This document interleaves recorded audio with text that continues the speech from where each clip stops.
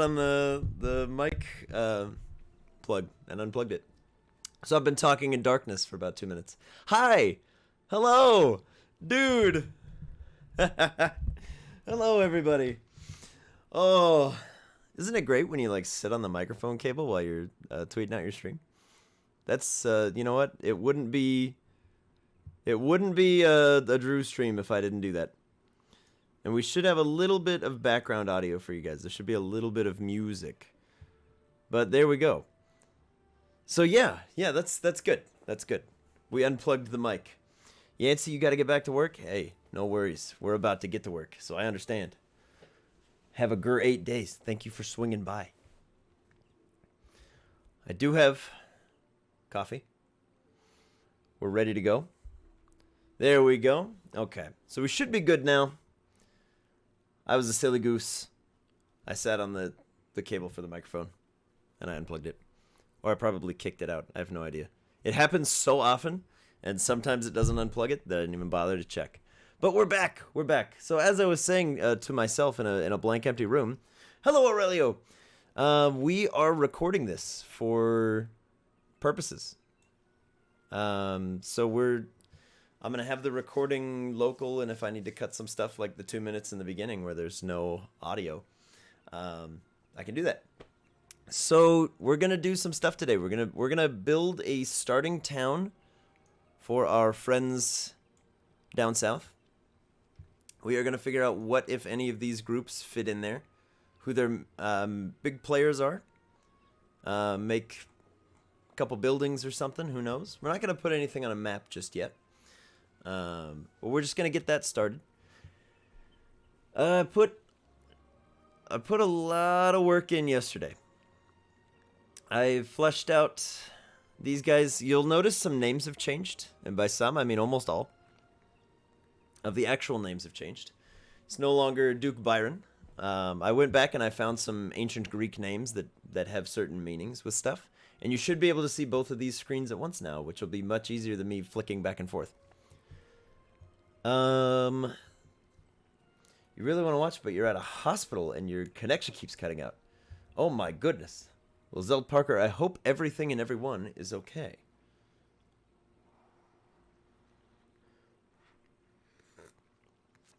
Got my coffee. And I'm ready to go. So I put a little bit of work into the Halcyon Hall, which Halcyon was really annoying to say. And I was kicking myself for it. So for now, these guys are going to be the Halcyon Hall. And if that is better, then we will keep it.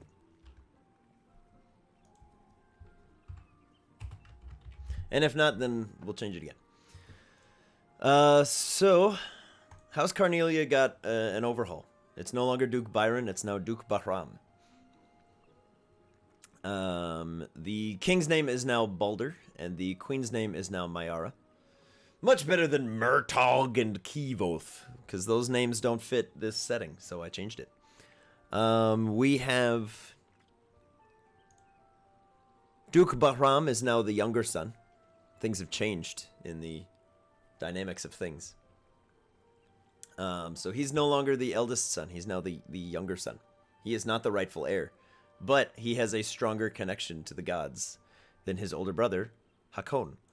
And Hakon, being unable to connect in the way his parents do to the divine gods, he instead follows Poseidon and runs the cavalry. But he has no magical abilities. He's just a super high-level cavalier. And so his troops are the Calhoun. And they're like the super hyper-elite horseback guys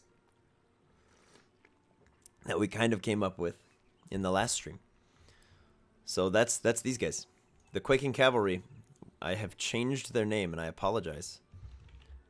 Because I went through and I did a bunch of name research yesterday. And actually, I've changed my mind again. Because I need to just add to this, is what I mean to be doing. These are... We're going to have two different ones, because I still like that idea, and I want to try to fit them in somewhere. I just don't know where.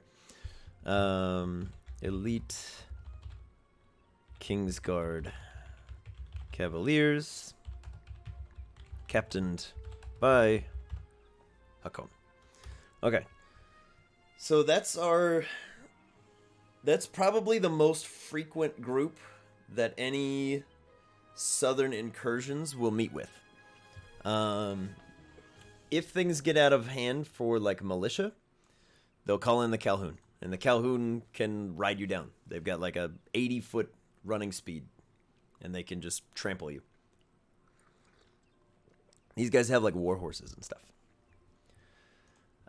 We have Phaedra Harcine, who is our high elven leader of the Halcyon Hall, and she is the only seat of psionic powers. So that's where they are. She's a super high level monk who is multi-classed with like the psionic knife rogue, which is just not a good thing to go up against for anybody involved. We threw a little bit of flavor in for her. She's so in touch with her ki and the world around her that she can sense a lie in a heartbeat across a crowded room. That might not be true. That's just what people say about her. What else did I do? I gotta catch you guys up on everything I did before we can start new stuff. I fleshed out the flock, the field, and the scales. These are 3 of our Thieves Guilds. There are innumerable Thieves Guilds. These are the 3 most prominent. The flock is our friends over here, the flock of the Bent Crook. Their high-ranking fellas are the shepherds, and they speak in codes, because all of my Thieves Guilds speak in codes. So anybody that wants to play a rogue, we're going to be making up some codes for you. The field are scout rogues. That's what they do. They're just really fast. They're runners. They're messengers. They are also followers of Hermes, but they don't have like an established presence of a church or anything. They're just sort of lads. We have the scales. The scales might get deleted. I don't know. This is kind of a dumb fun thing that I made.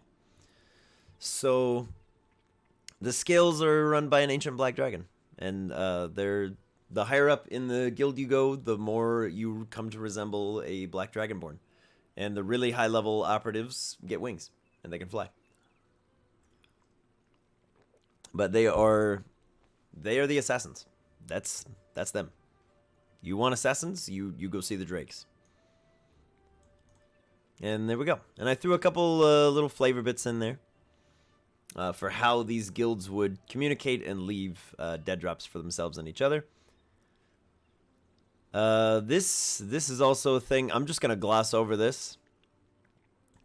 This is anybody playing a druid or a ranger that wants knowledge of plants. This is it. I have a cheat sheet for them.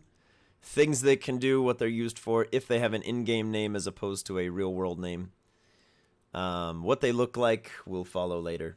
But basically, that's what I did yesterday. That's what we did yesterday. So today what we're going to do is this. And we're going to make the starting town. So we are going to pop over to one of these. We are going to go over here.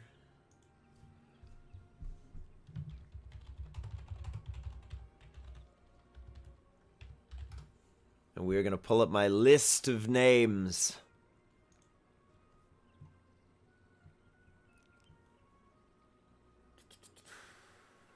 Okay. And we're just going to wait until we get it inspired by one of these names to make a city.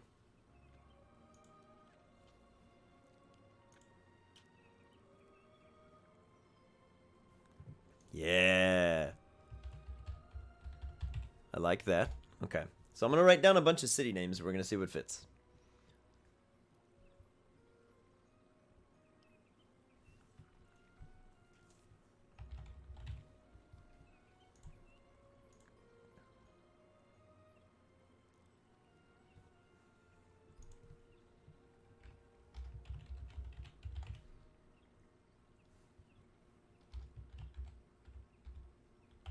And some of these are going to be similar, and some of them are going to be very different. And we're just going to deal with that as we go. I'm hopefully going to find about 15 of these that we like for small and large cities. And we're going to deal with that later.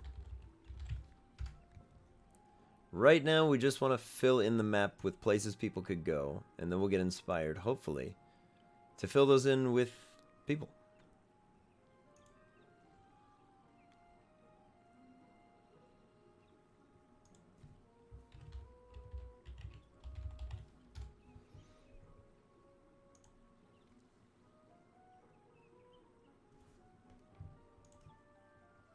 Although some of these are really good just people names, too. Oh, I like that. I like Manakos. That's good. Okay, so that's enough of the boring legwork for a minute. Let's figure out which one of these they're going to start in. I think this is the one that spoke to me the most, so we're going to stick with Manakos. So Manakos is a small village just north of the Green Gate. A Samel village, yes, of course. It's a Samel village. Just north of the Green Gate. It is the only hub of safe passage into Gaia's cradle. So I need a place for anybody in the Deadlands to attempt to cross into the north. So this is where our adventure is going to begin. Is in this teeny tiny little village. It is the southernmost safe point within the forest.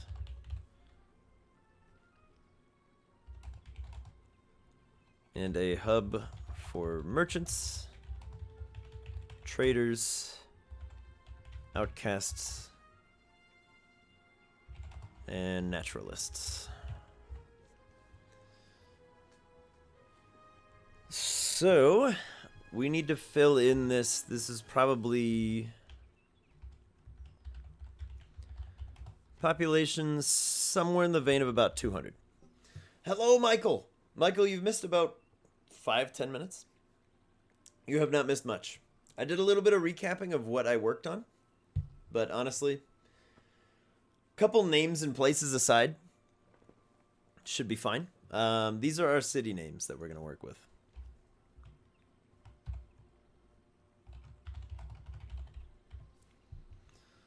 So,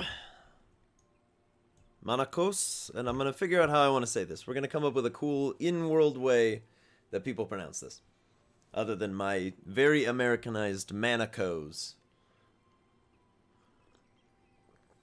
Right. Primary deities are Persephone, Artemis, and Apollo. So this is not a warfaring village. War will very rarely, if ever, if things are going well, make its way to Manakos. These folks they're farmers. It's a pit stop town. You're not going to find any kind of like high-level magic here at all. Now that I know I can be here, I'm here. Hello, Benjamin. Benjamin, you're just in time. We've written down the name of the starting town. We're already making progress. And I'll throw it out there again, and the YouTube side is going to hate this because I'm just going to keep reiterating it, but who knows? I apologize in advance. But I'm recording the streams as well so that I can cut out any breaks that might need to happen for more coffee or anything like that. And then we're going to start putting these up on the YouTube side with some spoiler tags and stuff so that anybody that can't make the streams can go back and watch them without having to fish through the Twitch VODs. Not that there's anything particularly wrong with that, but to make these a little more accessible for folks, because I do get a lot of questions on how I come up with a world. And if you've ever watched Matt Colville's streams of that, then you kind of already know. because that's sort of the rubric that I was already following, but I took a lot of inspiration from that because, of course, I did. Okay, so who else would be like not allowed, but like encouraged here? It's gonna be Hermes. Not urgent, but you were just about to hit me on the Discord with some questions. Okay. I will meet you halfway, and I will pull Discord up on the side. I've got so many windows open right now. Go ahead, buddy. Because it might be a good thing to talk about, and it might be a good thing to not even mention right now.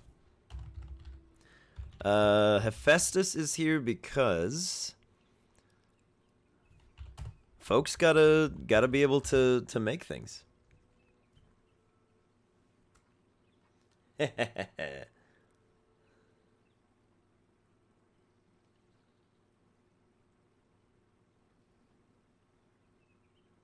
There we go. Okay. I like this. So we'll have let's do a secondary deities. This does not mean that they are minor gods or anything less than traditional. This just means you will see them here, but they're not particularly prominent. Let's do something like that. I like having 2 main deities and then 3 or 4 that some folks down here will be worshiping. And you know what? I'll throw Aphrodite in there, and if I can't find a place to put a temple to her, then we'll cut it. I'm not going to write down individual followers because we don't need to. Population of about 200. Main exports are guides, rangers, druids, naturalists. Expeditions into the Deadlands start and hopefully end here. So if all goes well, you start from Manakos and you come back. And if you don't, then, you know, RIP.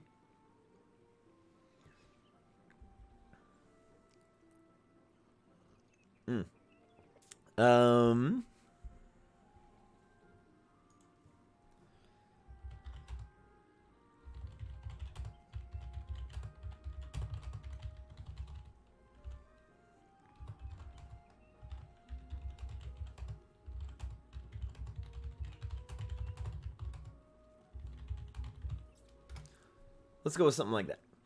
Okay. So I know I wasn't typing on the screen there. Sorry. Answering Ben J. Man's questions. So, main exports. Guides, rangers, druids, and I've already changed my mind. Because you don't really export player classes. You don't really do that. Possible to increase the size on the Google Doc. Oh, yeah, dude. Here, check it out.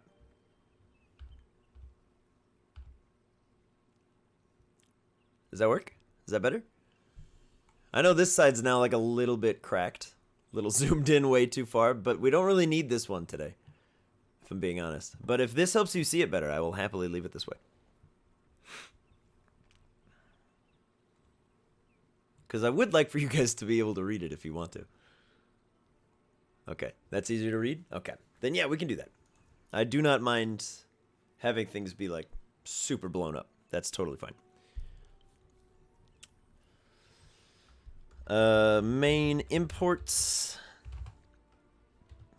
Food.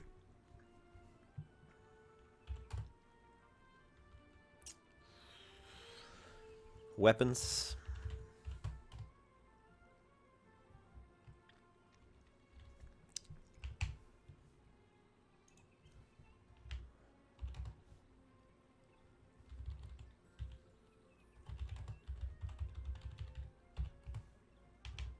Let's go with something like that. Hard to see on mobile still, but that's an issue. Can't be without like 500%. Yeah. Yeah. What we could do, and what I might do, We don't really need this. Tell you what. Let's do something like... Oh, that's horrible. Oh, it's so much worse. You know what?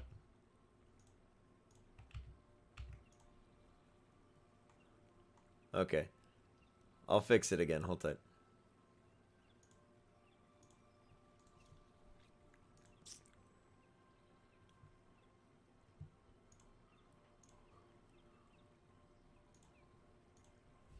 Okay. Yeah, I don't know. For whatever reason, this time the screen region doesn't want to play nice. So we're gonna... I think I had it the entire window last time is what it was. It was like literally the whole screen. You know what? We'll do that again. We'll take the time. Let's do it right. We blow this up.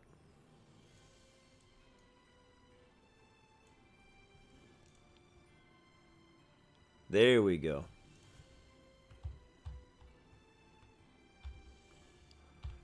And let's keep it zoomed in like this. Let's drag it over. There we go.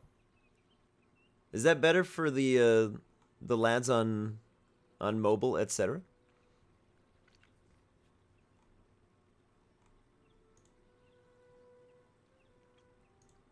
Because it seems pretty good over here, so I'm hopeful that you guys are able to still see this.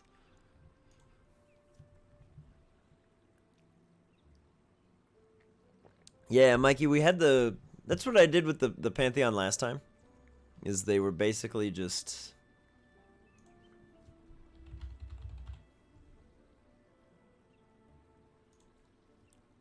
There we go. Okay. We'll just keep it that way. Alright. Awesome, awesome, awesome. Because I'm realizing now I don't really need the other side pulled up unless we're going to flick to it anyway. But if we're going to flip to it, then we might as well see the whole thing. We might get inspired by something. So their main imports here, we have food and weapons. I'm going to say metal.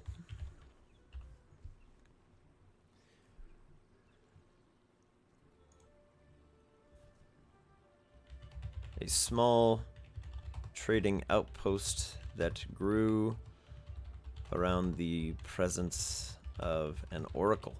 So let's figure out who this oracle is. That's our first order of business. Is every town is going to have an oracle, which is something that most D&D settings I don't think comply with, but we're gonna do it because this is based on Greek mythology. So you would have an oracle, somebody who can see visions of the future. So what I'm gonna do is we're gonna find a name kind of like this until we get inspired.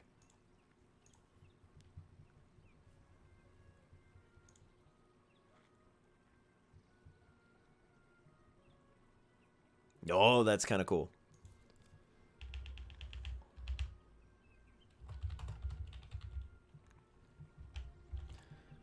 We are going to name him Kyriakos, because that's cool. Okay, so that's our oracle for Manakos. And I'm going to say that the name is probably inspired.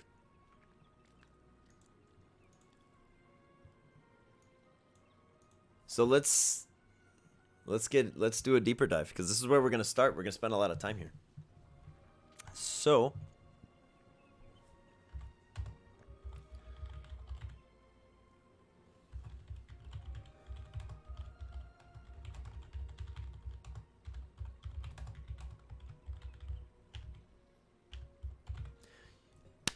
let's get weird with this.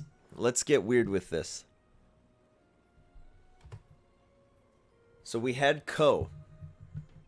Okay? We had Ko. And this is a complete coincidence.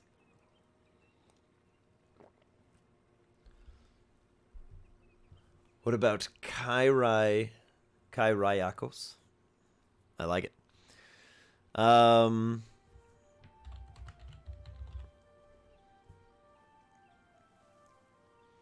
I want to find something cool where kos in the common tongue has come to mean steel.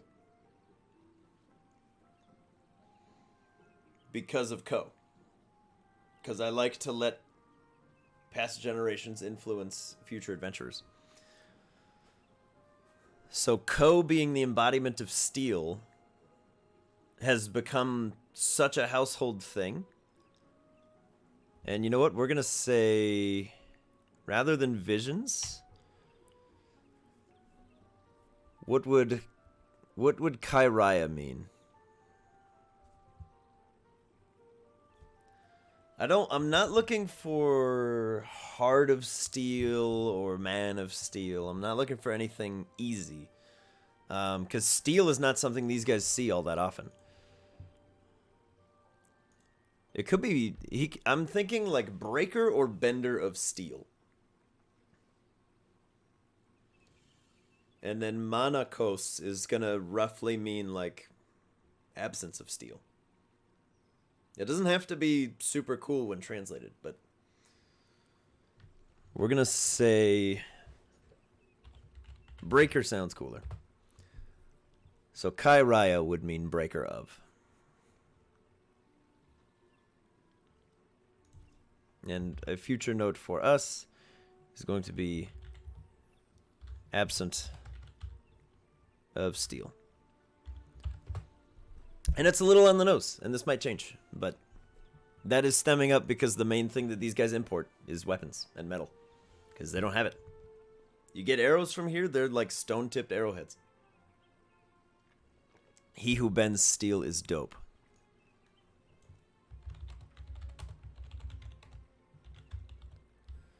Yes, Michael. Yes. Yes.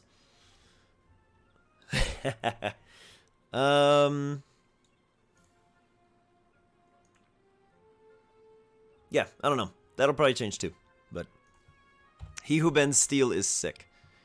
I am now inspired that everybody in the South, if they have a traditional Greek name, if they want to make the translation for it, they can. And it'll be in this way.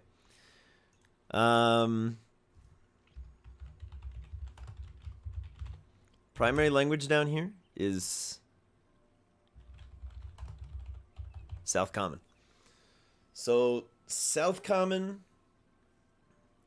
religious background coming in handy for weird translations. Booyah, baby! Heck yeah, dude. And I'm gonna say, like, people that have religious proficiency will know why this town is named the way it is. And how that speaker got his name. Because everybody who fought down south in the Deadlands is immortalized. They are the mythology of this world, at least partially.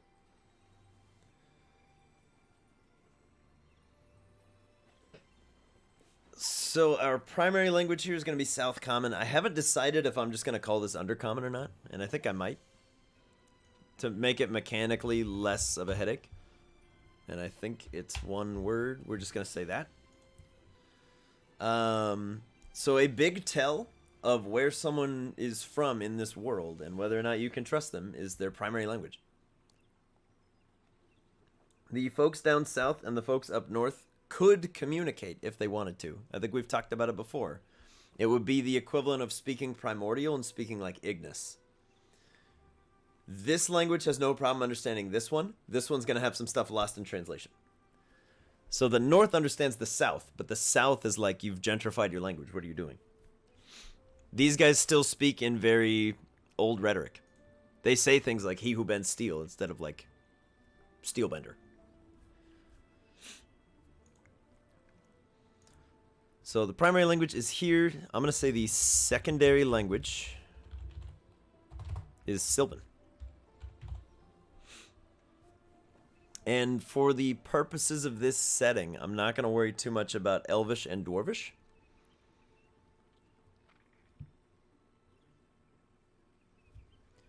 We're going to say Sylvan is the language of the forest. So if you speak Sylvan, you can entreat with Gaia. If you speak Undercommon, you can speak to most people that will be coming through. And let's throw... And I will say Primordial is pretty common here as well.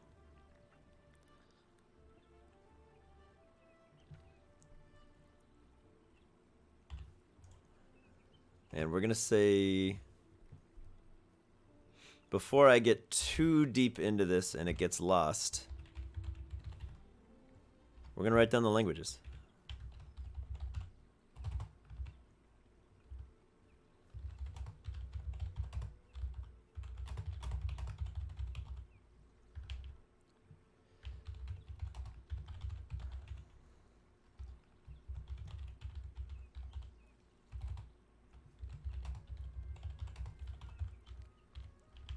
Cannot spell. Why do I type so much? The common tongue of the southern lands. Primordial. The language of the Titans.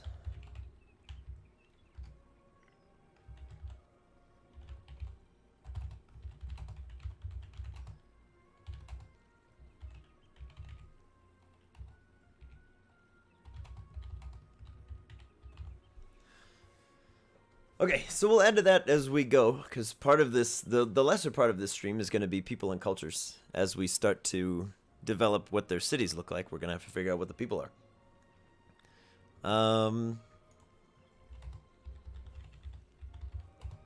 These are going to be primarily wood elves. And beastmen. This is not a place that is particularly welcoming to humans.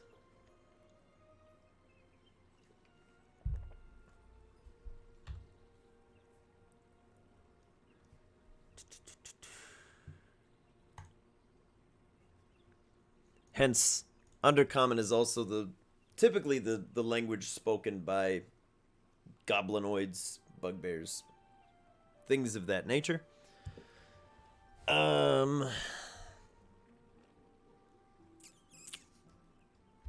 We will have Abyssal and Celestial. But these, I'm going to be a little stringent on these and say for a player character to be able to speak either of these two languages, you better have a dang good reason for knowing it.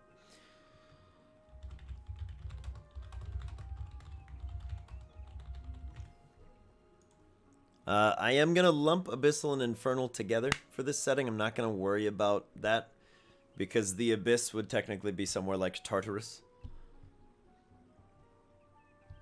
It's a layer of the underworld. It's the deepest pits all the way on the bottom. And Infernal would just be the language spoken by the higher-ups in there. I'm not going to stress that too much, because that's already a mess in my head. And this is going to be the language of the gods. So if you are... If you are able to speak Celestial, you're probably an Oracle. But you can be an Oracle that doesn't speak Celestial. So all squares are rectangles, but not all rectangles are squares.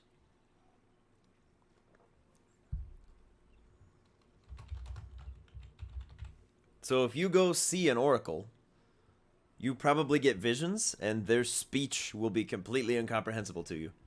Unless you have also, you know, partaken of the goods. And we're going to say that counts as 2 languages.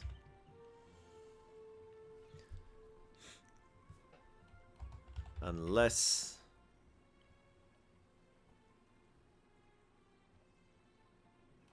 you are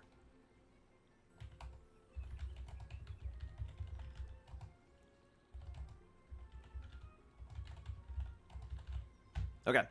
So these languages count as 2, and I'm gonna throw. I'll leave Primordial in the common languages. So everybody's gonna speak Undercommon because you're from the south. You're in the south. You speak the language. If you're from Gaia's Cradle initially, you can know Sylvan. If you're from the Deadlands, you know Primordial. And if you're in some way a demigod or some other such thing, you might know one of these two. If you have communed with the gods multiple times, you will probably pick up on Celestial eventually. What is going on in here? Oh my goodness.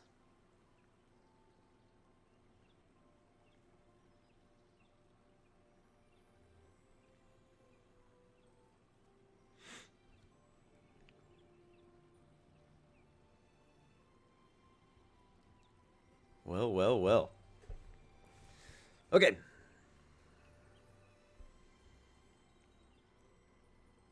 But yeah. Anyways, I'm getting distracted. Too many things going on. Too many flashing lights. What other languages might make sense? I'm not gonna worry about it. Doesn't matter yet. Sylvan and Primordial are spoken here because this is the coming and going point. This is so if a player wants to play a sorcerer from the Deadlands, they have somewhere that can start that's not an irradiated wasteland of death. They can start in a tiny town. Hooray! They can be somewhere that is safe to be.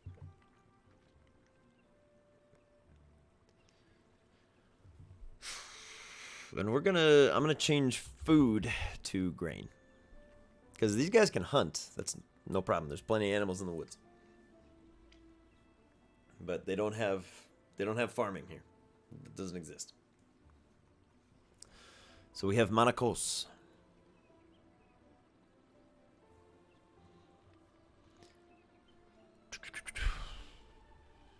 Okay. So what else do we need to break down?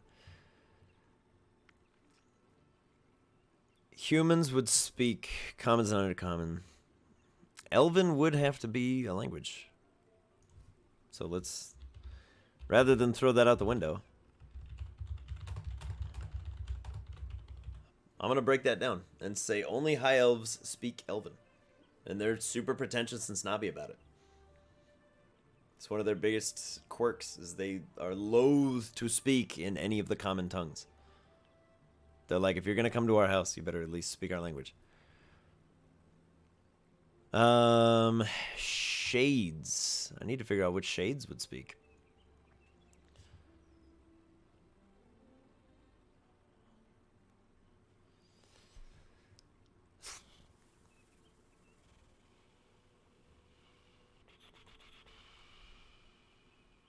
Okay. Let's not worry about that stuff. We have our imports, exports, our deities and secondary deities. Let's jump down to the juicy bits. Let's do important figures. So these are going to be the important people here.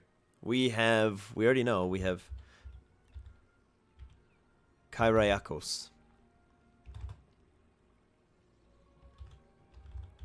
Druid and Speaker of Gaia.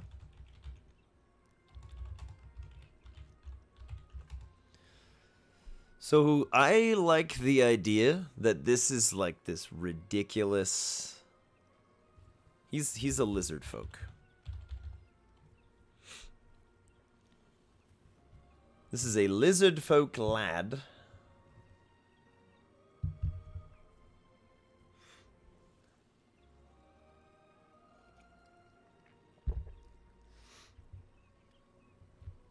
So we have a lizard folk lad. He's a druid and he speaks for Gaia in this city. Let's say he is... We'll say he's roughly 7 feet tall. Make him huge. I'm going to say the claws on his left hand are overgrown.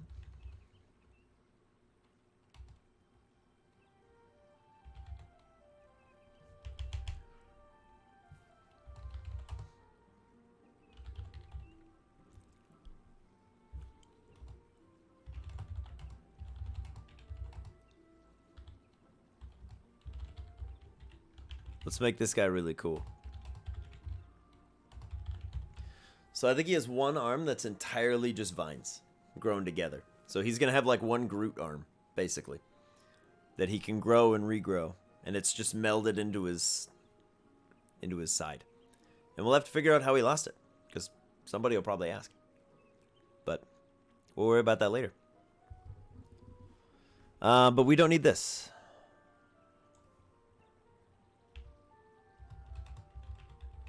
So let's make it that.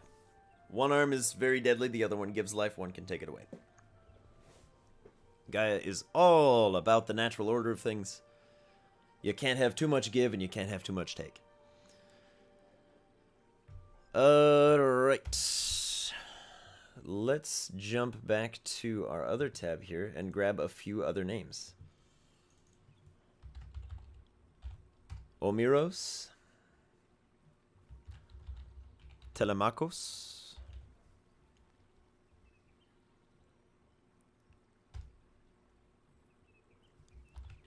Yasonas. I like these. Let's grab a couple of the lady folk names. Evanthia. Mikey, I'm all ears, my guy. Hit me with it. What you got? Ismene. What if he who bends steel is steel? He might have like one metal arm. I'm kind of down with that.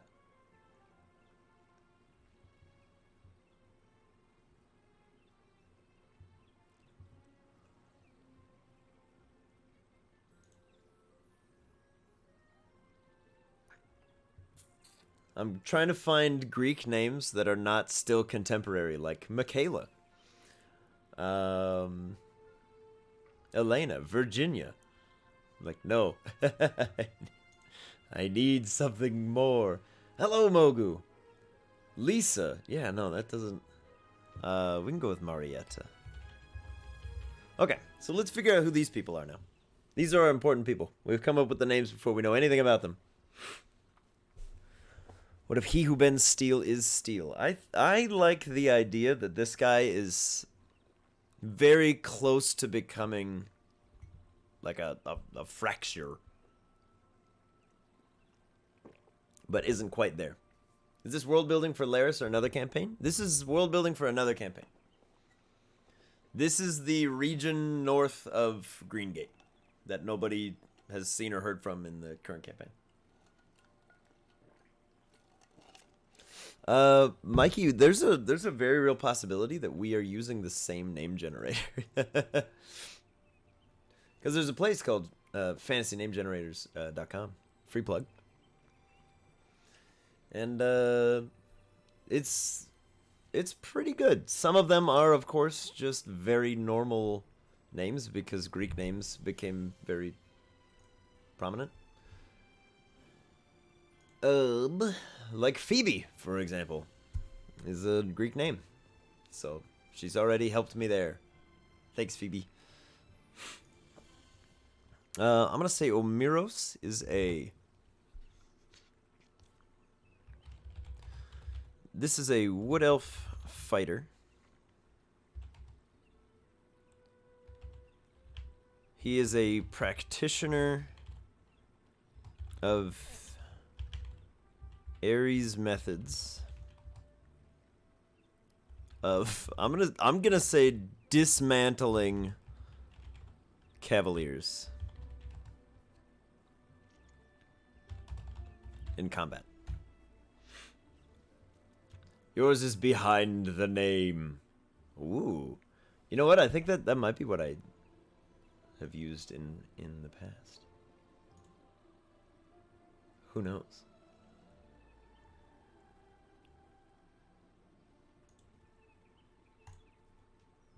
But I do enjoy a good name generator, because there's nothing better than like coming up with names and then figuring out based on what their name would be. And I'm gonna put their things here. He who bends steel. And I keep forgetting to capitalize the W, because I might as well, if I'm gonna capitalize everything but that, might as well capitalize the whole thing. So Omiros is a wood elven fighter and a devout follower of Ares. So we're gonna say that his name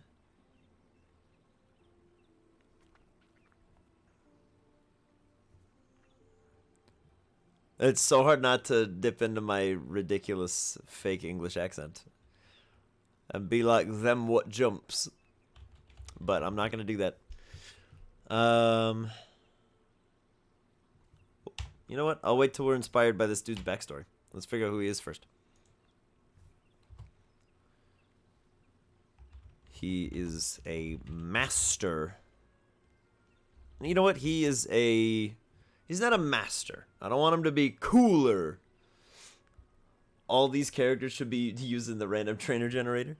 He's going to be the strongest trainer ever. He loves setting traps to capture and weaken his prey immediately. His favorite type is rock. He uses one Cleffa. He's ready. Alright. Omiros. He's a wood elf fighter.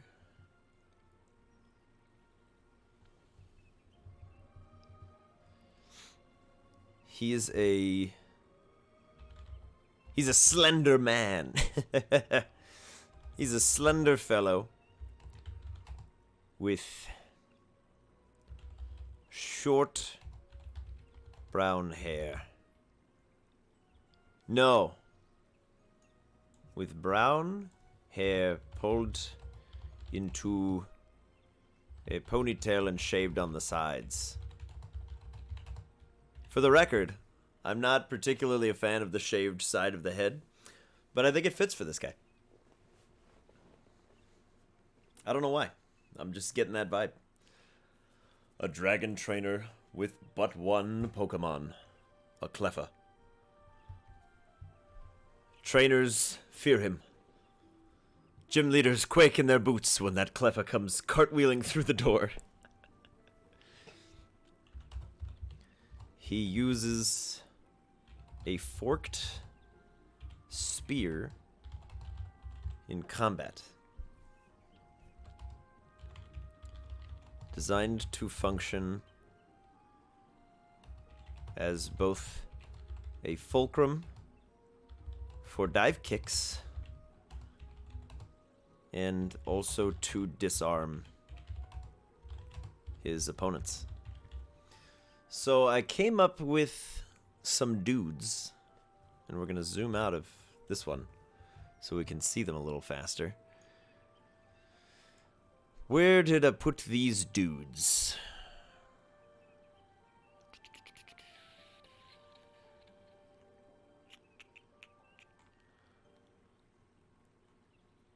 Where did I put these dudes?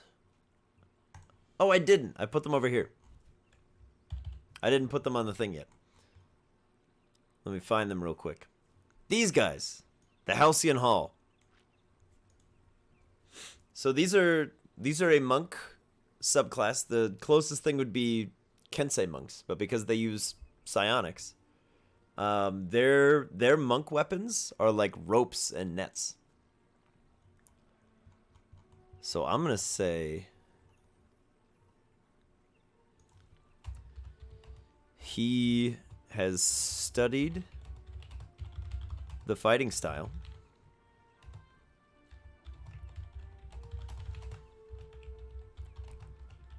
of monks of the Halcyon Hall and has developed his own methods for subduing opponents. So I think this guy uses his forked spear, shatters down on top of a lance so that he can jump up and kick the rider off their horse. And while he's going, he'll like wrap a rope around their neck, fling them to the ground, and then have them restrained. I think that'd be kind of sick. And that's something that he could teach a player character. Or if there's a fighter in the group, like they could go learn that technique. That would be kind of cool. Manakos is it's almost the name of Odysseus' kid. Interesting. I'm going to try not to let that bias affect anything.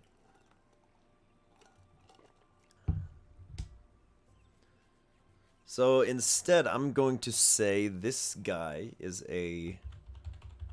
This is a gnomish artificer. A particularly small gnome with wiry dark blue hair. We're gonna get weird. The folks out here are disparate, man. They're not particularly reminiscent of anything.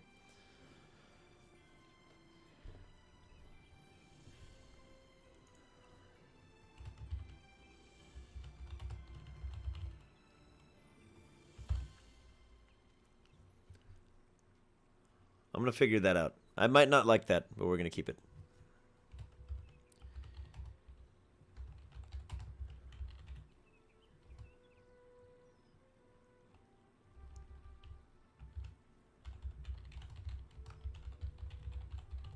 This guy's gonna have a weird title too. Because it's a gnome. Of course he's ridiculous. He who unmakes the impossible. Because he's an artificer. He renamed himself. That's what he's chosen. Particularly small gnome with wiry blue hair. And a particularly... I've already said particularly. And a bulbous nose. He has 2 small glasses. With many lenses. Do some of these important figures function as warriors for hire? Yes, sir. Which is why I'm making them all a little bit too cool. The idea would be if you are in need of something, if you know you're going up against the cavalry, you might go see if you can recruit Omiros to either teach you how to counter them or to go into battle with you. But more importantly, these are the folks that, if this town comes under siege, these are the folks that will be helping you.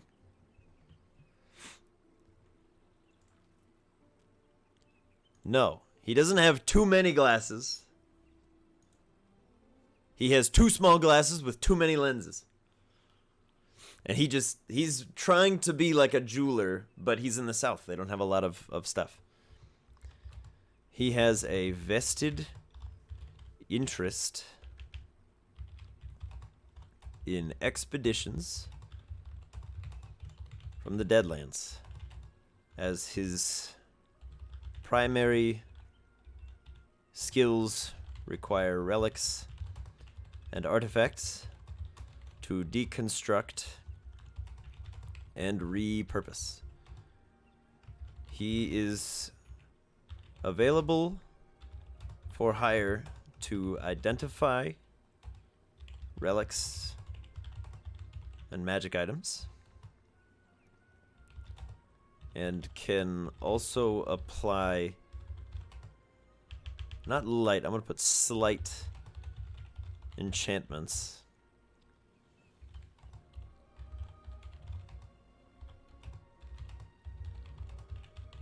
if the proper materials are acquired.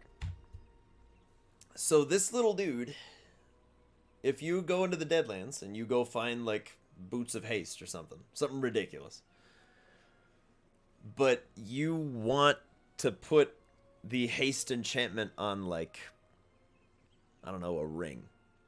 Maybe you already have like boots of elven kind or something, for sake of argument. You would go to this guy, he would get you an ingredients list, you go out and fetch it, and he'll give you a ring of haste and normal boots. Because depending on how often you're willing to go into the Deadlands, you might come back with a lot of cool stuff, and it might overlap, and you might be full of something that no one else particularly wants or needs. But rather than sell it, you just re-enchant a different piece of gear with that same enchantment. And he can help you out with that. He worships Hephaestus, because of course he does. And let's see. He would probably worship one of the gods of, like, transition, which might put him in a little bit of an awkward spot with some folks.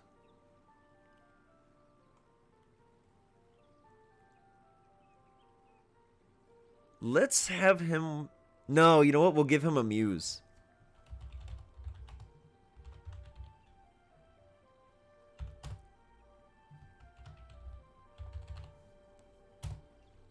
Hopefully I'm spelling that right, but doesn't matter. That's his muse. Not everybody's going to have a muse, but some folks will. If it makes sense for them to have it, they probably will. Before we put that, he is capable of creating small works of armor and weaponry. Since the South doesn't have the same level of alchemists, can they have a magic baker? I don't see why not. They do have alchemists, though. The South has very, very good poisoners and healers. They just don't have magical healers. But yeah, it probably wouldn't be here. But I would say in a town that primarily survives off farms, why wouldn't you have a magic baker?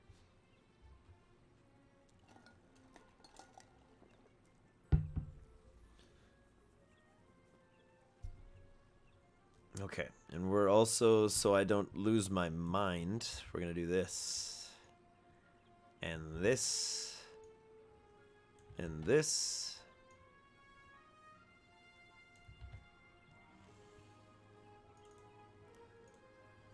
Okay, so these are the folks that we're working with.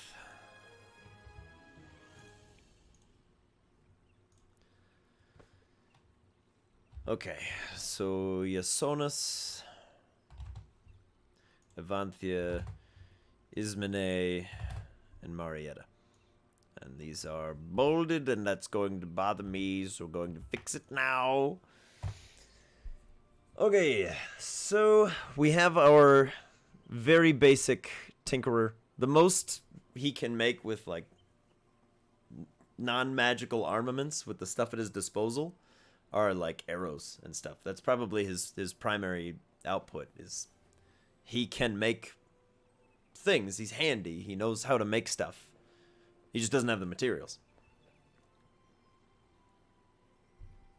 But I'm going to say he probably had a business down south in the Deadlands and is very keen on, like, sending people to his old shop or something. That might make sense.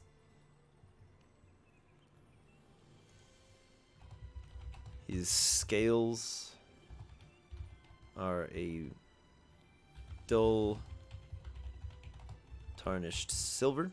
And it might make more sense for this guy to be a Dragonborn, the more I'm looking at him. So we're going to do that.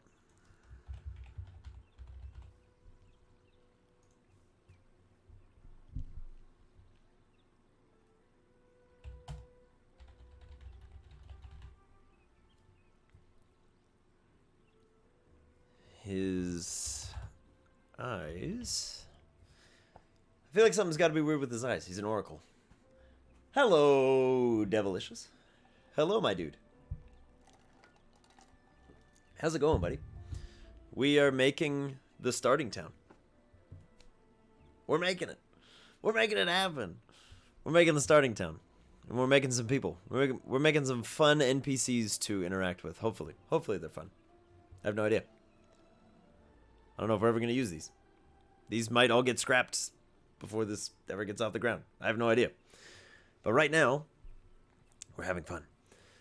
His eyes. I feel like his eyes. If he speaks for Gaia, they have to be like emeralds.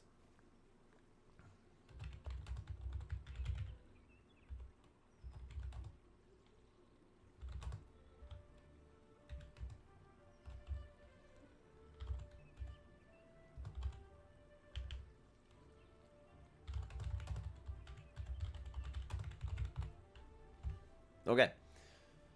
It's going good. Seems like everything is coming together. Dude, it kind of is. Yeah.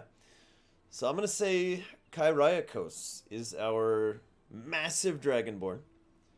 His left hand has very, very sharp claws. And his right arm is entirely just vines and flowers. Is he a gem dragonborn? I mean, if I'll just probably look up the rules and descriptors for those guys, because that might be kind of cool. See what those are. Because that might be pretty sick if he's like a green gem dragonborn.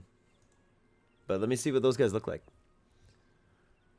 I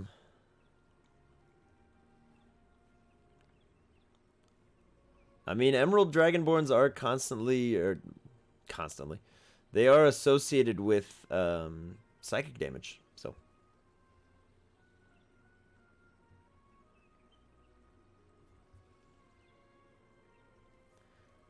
that's gross. If you're an emerald gem dragonborn and you take a totem of the bear barbarian, you resist all damage.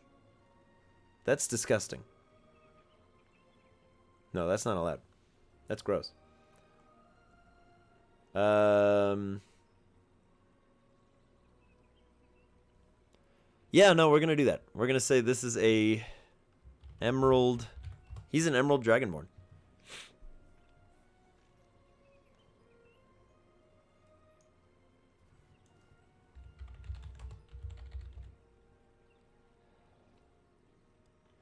So he's going to look like rusted copper. You don't resist force, do you? You do. You resist everything but psychic when you're raging. But a gem dragonborn resists psychic damage. So if you're raging, you resist all incoming damage, which is disgusting. That's not allowed. That's not okay. That is disgusting. But yeah.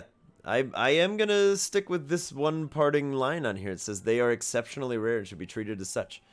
So I don't think every oracle is going to be a dragonborn or a gem dragonborn. I think most of them are going to be human. But this guy, given his close relation to Gaia and the fact that the town's literally named after him. His eyes are emeralds. I'm not saying that he has like copper scales, but you know that like rusted look that copper gets when it oxidizes?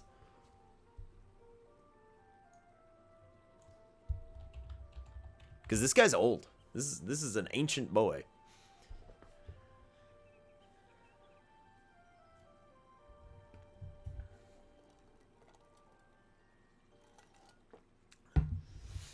So his scales are a dull oxidized copper, and his eyes are literal emeralds, and he is blind in the traditional sense. This is a very important line. He is blind in the traditional sense. This guy still sees a lot. This is a rhetorical question. If every town has oracles, are there some that are just liars? Oh yeah. Yeah, that's like a main racket of people, I would imagine. Because you go to the oracle to find out what you need. And if you are really good at lying, you might pretend to be an oracle. So some oracle visions might just be lies. Copper dragonborn that's so old everyone thinks he's green or emerald. Yeah. I like the idea that he's an emerald dragonborn in his eyes. But I don't want to change his aesthetic, so he's not going to have like emerald scales. I don't like that. This guy's lived out in the woods for a long time. It has tarnished his scales. And I'm just going to say he's blind in the traditional sense. And there will probably be things that people say about him.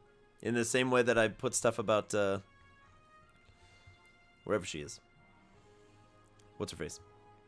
You know. You know the one. Phaedra. She's like a max level monk and psionic knife rogue. Like people say things about her like if you lie, she can taste it. Like they get weird about it because superstitions pop up around highly powerful and intelligent beings. So I'm going to say that this dragonborn down here, it's probably common knowledge that like you can't lie to him. Whether or not that's true is its own thing, but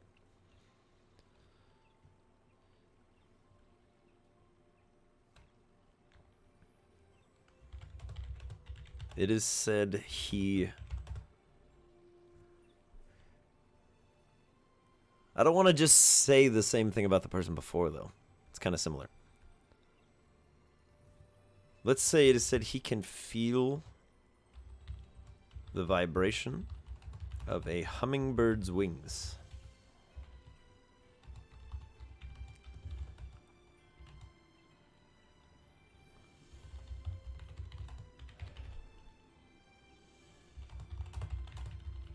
So this guy knows. Like, they probably say that you can't sneak up on this guy. That's probably a better thing than just having everyone be, oh, you can't lie to me. Because that's boring. That's lame. Whether or not these are true things, this is part of the myths that I put on the list that I wanted to do. Coming up with the mythology of the people in the world. Somewhere on here. This. Independent myths and heroes.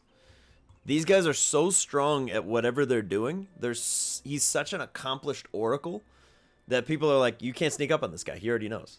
Before you've even thought about it, he has envisioned you failing in your attempt to thwart him. Again, might not be true, but that's just what people think. So people probably don't mess with him, and he gets a lot of respect. One, because he's a druid, and two, because he literally, he's blind, but he still gets around just fine. So you don't mess with him. Omiros is definitely, I'm going to say he's probably like a 4th level fighter. Nothing too insane. I'm just going to throw a note in there. He's probably like a 4th level battle master.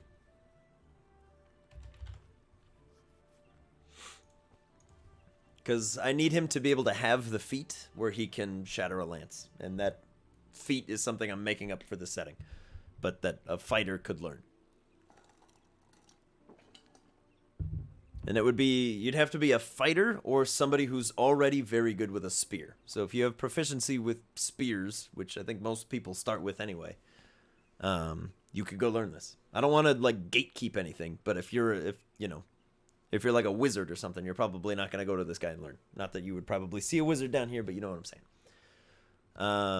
If it would make sense that your character could learn it, if you're athletic enough, he could teach you.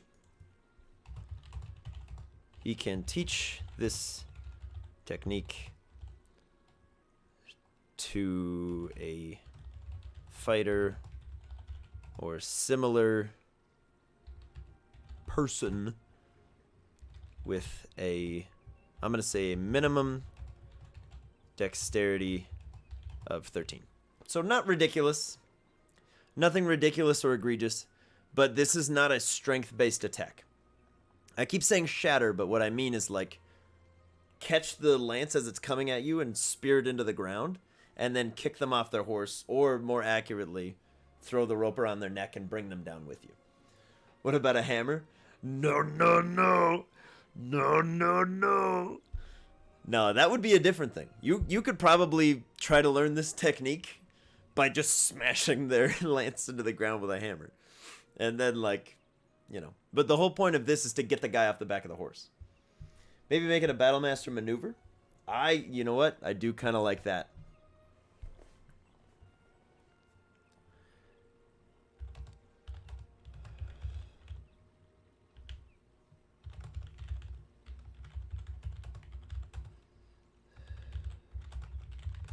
Because they have added into the game. Why smash lance when I can smash person? Exactly. You might be better suited to just try to hit the guy off the horse. Where this guy's like, why hit the guy off the horse when I could disarm him, fling him off the horse, and then land with him restrained? But that's very much like a dex move. So this would be something for like a Kensei monk to go learn. That would be sick. Yeah. Or anybody from the Halcyon Hall. Because those monks are neutral. They can go anywhere. Because they have some psionic abilities that make people look the other way. but your martial weapons that you can use are a net and a rope. You can't use any other weapons. But you would be able to learn this technique by like running up their spear, kicking them off, and then landing with them restrained in a net. That you then maybe get to like spend ki to spike into the ground with psionic nails or something. That'd be kind of sick. Who knows? Now I need somebody to play a monk so I can make this subclass.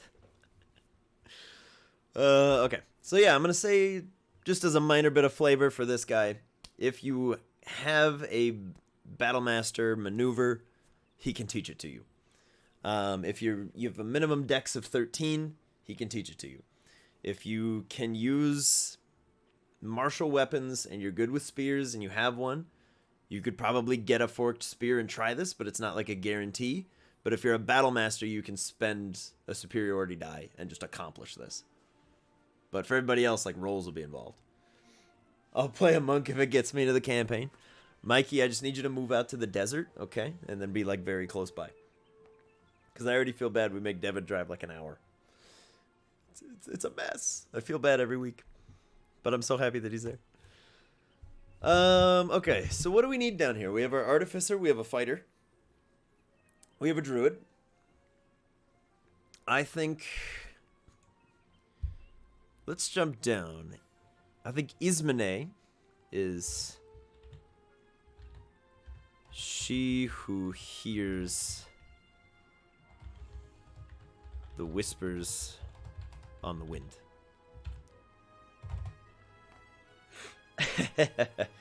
So she who hears the whispers on the wind. I'll go tell my company president that we're moving. All right. Cool. Cool.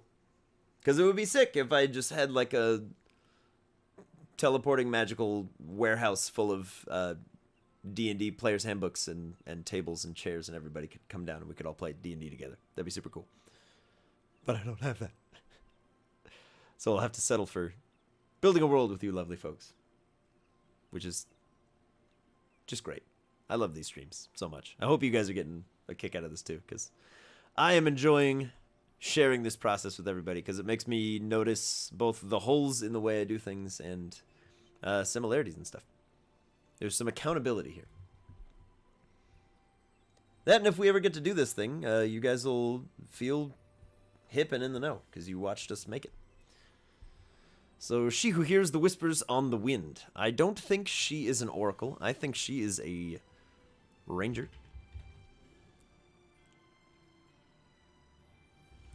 But what kind of ranger? I think she's a human. Human. Human. She's a human ranger. I'm going to say she's 3rd level. And she is a Beastmaster. Her hunting partner is with a winged falcon beast. I mean, that would be kind of sick. But I think her partner is a leopard.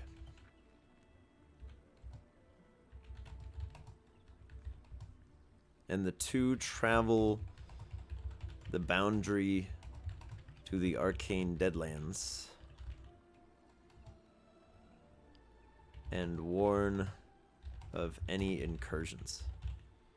I think Ismene is very rarely, if ever, in town. She's almost always walking that borderline. Is a leopard named, and here is where we go to a different tab, because I have my lovely list. There we go.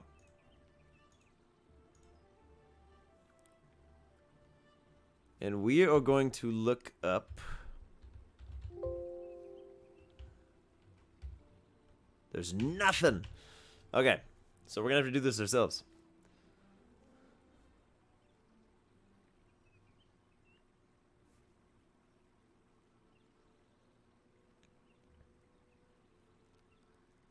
Doris. Doris. Yeah, this is Doris, my leopard.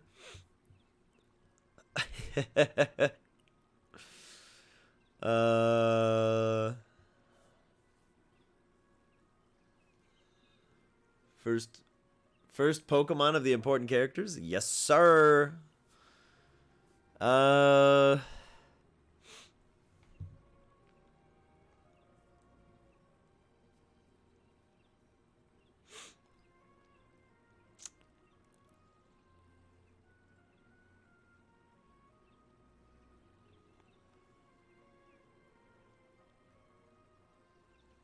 It means bees. Hello, bees.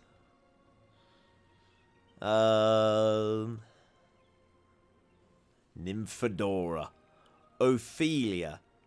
Ophelia means help or advantage.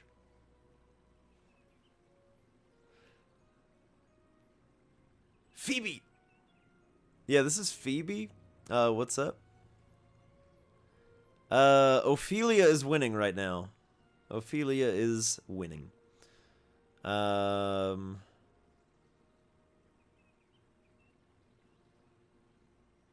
Occurrence or event.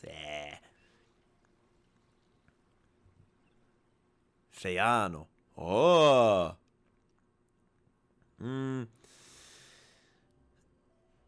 Zeno. Zoe means life. Yeah, Ophelia wins. Ophelia wins. I'm calling it. I'm calling it there. Ophelia wins.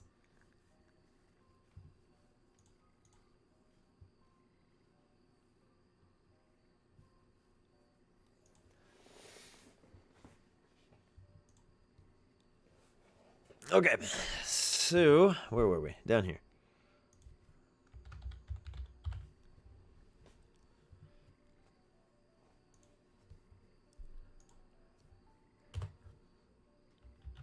She uses a variety of paralytic arrows to incapacitate would be intruders, to discern their intents, and buy her time to warn the villages along the borderline. So she is going to have my favorite cantrip from the Guilds of Ravnica setting, where you can, the Thought Strand. So she's going to be able to go pluck memories from the creatures that she's shooting down to figure out what their intents are. So she can go like learn their alignment and their purpose while they're paralyzed with her like toxin arrows. So this would be a cool person for a ranger to chat with. But she's also very antisocial, because rangers tend to be. They live on the fringes.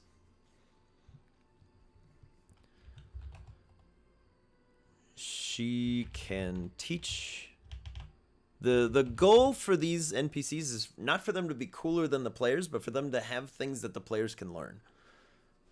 She can teach rangers or folks that are skilled with longbows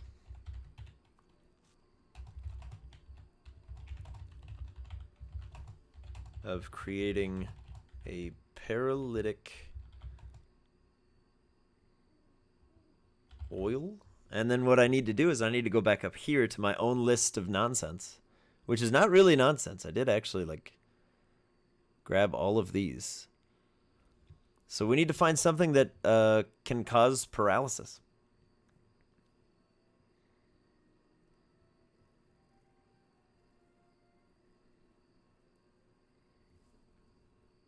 There we go. Nightshade. So Graveroot for in-world terms. So she is going to use Graveroot because it can cause paralysis. And I'm going to say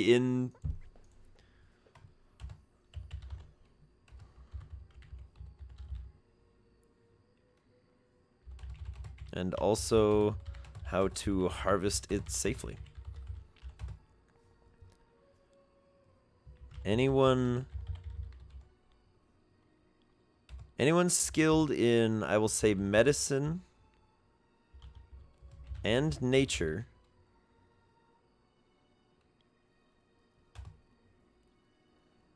can learn to harvest the plant and identify it if they can't already.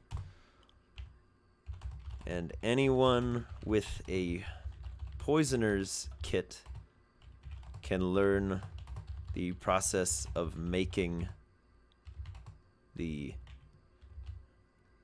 paralytic oils. So that could be a cool thing. Yo, good luck in micro bird surgery, Austin. I hope it all goes well, buddy. Godspeed. Anyone skilled in medicine and nature can learn to harvest the plant. Anyone with a poisoner's kit can learn how to make the paralytic oils. And anybody skilled with a longbow can then shoot that oil at a distance. But there's an important note for Graveroot. It is deadly if ingested, so you have to introduce it to the bloodstream. You can't just rub it on your hands. It won't do anything. It has to enter the bloodstream, so you have to hit with the arrow. You can put it on a sword, but it's not instant. It's not an immediate effect. It takes place over a couple hours. So while she's walking that borderline, they might get into the woods a little bit and then collapse, because if they fail their saves, the oil takes effect. But she can then send Ophelia back to town, and when Ophelia shows up without Ismene, you're like, uh-oh, something's going on. And then she'll probably go talk to Kyriakos, and he'll be like, let's see what you found out. And either commune with Gaia to learn and open a line of communication, or use like sending and figure out what they've learned. So I think she is pretty great. Minimum wisdom of 13 to learn how to harvest. And we don't need a comma there. To harvest and create the oils. Okay, so I think that's pretty good. That's good for her.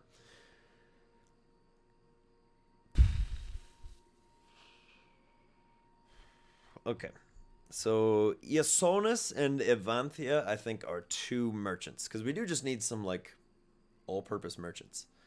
So I think Iasonis is the one who sells, like, spell components.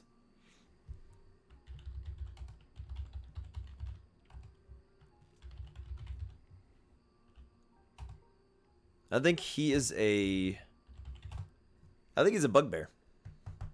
I like that. I like a bugbear that goes out into the Deadlands because he's already infected, and goes and gets the incredibly difficult to find things, brings them back, and then he can sell them for whatever the player's handbook says they cost, if anybody plays a caster.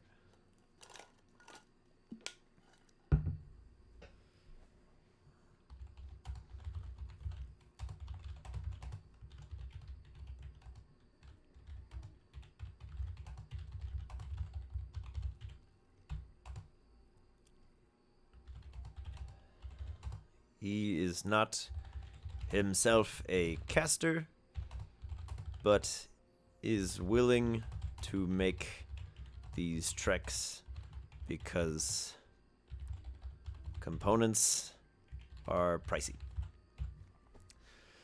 So this guy, we don't have to dig too deep into this guy. I don't have to make him too exceptionally cool, but Iasonis goes into the Deadlands, finds plants, sulfur, things that you need for spells. He'll go get you a tiny crow's skull, stuff like that. He's the guy you go to for minor spell components, things of that nature. Major stuff, if you need gems, you're gonna have to steal them from the north. Gems don't make their way down here. That's not a thing that happens. So if you want to be a wizard and you want to have chromatic orb or something, you still have to go find a diamond that you can have to charge that spell. So you still need that. And this is going to be another weird campaign for me because it'll be the first time I'm tracking spell components. So I'm not allowing an arcane focus. If you want to cast a spell, you got to go get that stuff. And it's always a thing I've glossed over. But as I'm learning, there are reasons that some spells are so good. And it's that they cost you like 1,100 gold to go make. And it consumes that thing in the process. So it's a big deal. But also, most people in this world can commune with their god. They can cast that spell. Or a lesser version of it, but they'll need incense. I think Evanthia is a merchant who straddles the line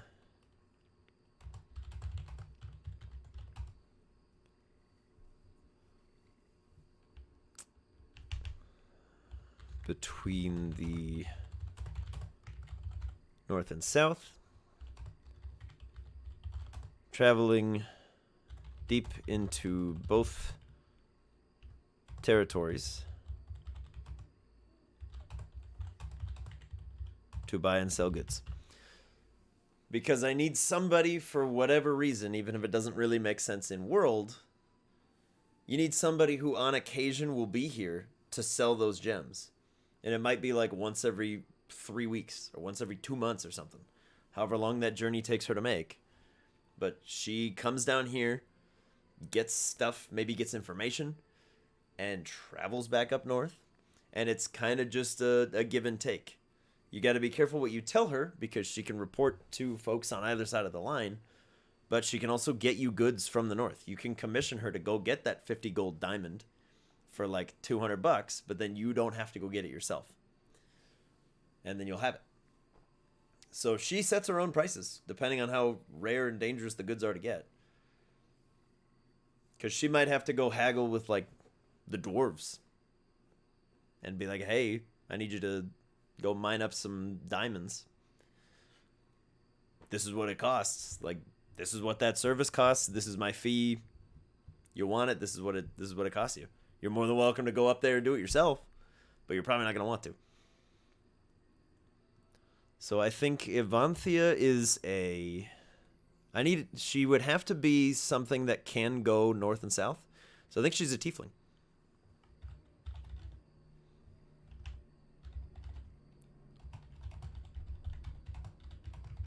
And she's a follower of Hermes.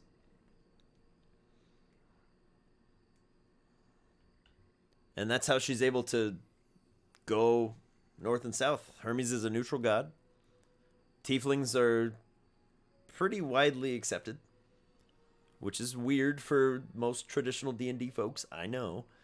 But tiefling and follower of Hermes, capable of traveling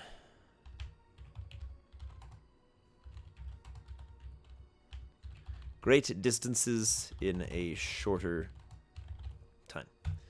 Because she follows Hermes, and he speeds her along.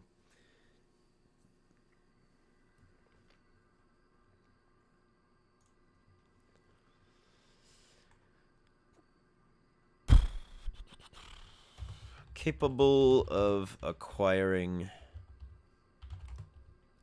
rare spell components from northern lands, trades for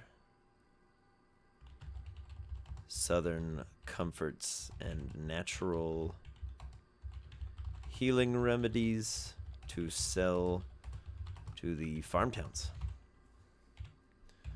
So what she'll do is she'll go, like, part of her fee, you could go make a poultice that can, heal, I don't know, tetanus.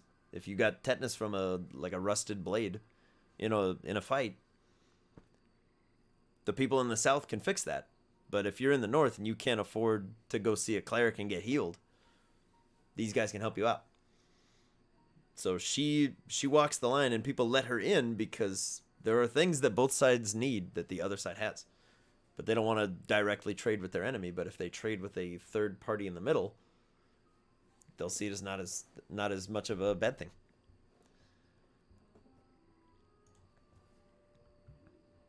And I think Avanthia does not have a southern name translation because I think she's a northerner.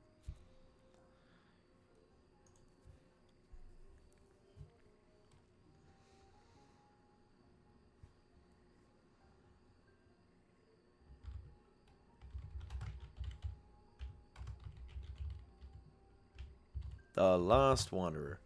And again, that might change. It's kind of a basic name, but we're sticking with it for now.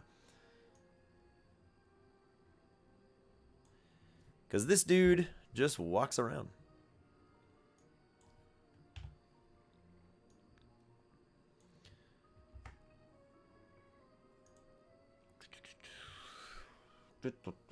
So, Marietta, what else are we missing? I think we need just a generic healer. Because sometimes you're going to get jacked up out there. I think this is a nature cleric. And I think we grab somebody from like down here.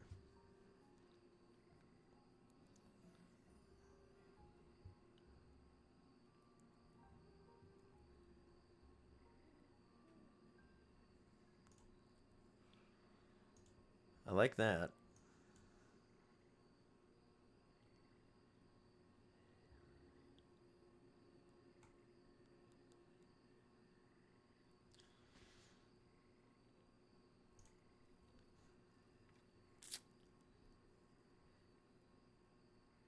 Yeah. Yeah. Nature cleric of Persephone. Persephone. Probably something that's been answered already, but are the Arcane Deadlands farther south than the southern tribes for this? Like northern cities, woods, southern area Deadlands. Yes and no. So I still need to make a map, but here's what we're gonna do for a second. Let me give you guys like the ultimate in ridiculous things real quick. Okay, hold tight.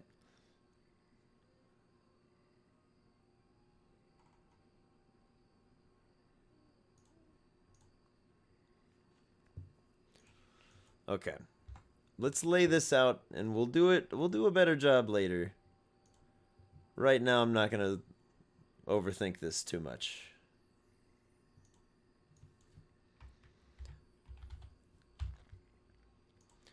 We're going to add a source that is Microsoft Paint. we're going to slide it down to here. Okay. Here you go. So here's Microsoft Paint, okay? We have, let's make these squares, shall we? Red is going to be for the north, and I'll start it, where's the furthest you can see? Is like right here. Okay, ignore this red line. Ignore this red line, because this is just to show me where the camera is. So you have House Carnelia right here. And they control... just give me a pencil. Their purview is something like this, okay? Just a rough line. They control a lot of territory. Now, Halcyon is like here, okay? And they're a minor house. So they feed into these guys. Andromeda is down here. Larger house makes a lot of magic stuff. And actually, they're more realistically, they'd be like behind. Anyways, the three great houses are up here. And this is... Give me a text box.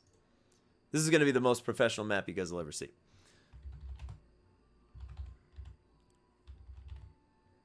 Actually, technically, if you want to get real technical about it, these are now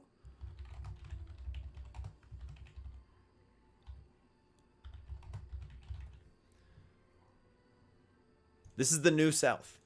If you live up north, everything is relative. This is the new south. Okay? Because these dudes, and I have not used paint in forever, but basically, these guys used to be more northern. This was like central Laris. There is just a big ol' swath of green right along this edge. And this runs right on up all the way north, and it butts up into the ocean like probably 100 or so miles this way. And this goes all the way down to somewhere off the map that we'll figure out later. And all of this is 30 miles deep. Could have just done a text box, but that wouldn't have been my style. So this is 30 miles of trees. Okay? This, somewhere in here, is Gaia's heart. Okay? And as long as Gaia's heart is beating, these lads will never make it down here. Because everything down here is the Deadlands. Everything in this squiggly, wibbly-wobbly, timey-wimey space is the Deadlands. This is what you guys know. This is the Laris region. This is it right now. It's not safe. It's full of ruins and destroyed buildings and old relics of civilizations. Pretty much everything down there is either dead or in some way a beast man or is becoming a Pokemon in some way. It's bad times. Bad times down here. Very, very, very dangerous. Now, there is one space on this map that you will recognize, and it's right here. This is Greengate. Greengate is not a town. Greengate is a literal enchanted gate that keeps people out of the forest. Because Gaia cares about her people that live in here. So if you're from the south, you live here. You live in this 30-mile expanse of trees. Everything down here, there are no standing towns. There are no standing cities. There are warlock patrons down here. There are titans down here. There are irradiated pockets of concentrated arcane energy that create sorcerers down here. So the people that try to make a life out here have it rough. And they all want to come up here. The town that we're making right now is here. It's right here. This is our starting town. Because it needs to make sense if somebody wants to be from out here. You would make your way to the Green Gate. And you would make your way in.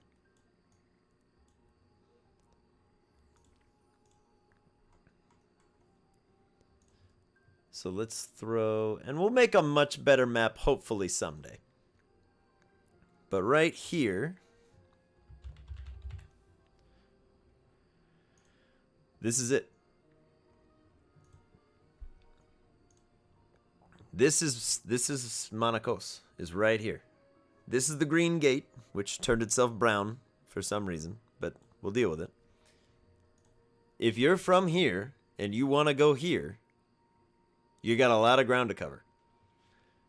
Now, if you're from here and you want to go here, there is a 30-mile expanse deep and hundreds of mile expanse wide Elder Titan that is preventing you from doing that. Because if these guys can get down here, they believe that all of this latent energy is just waiting to be harnessed.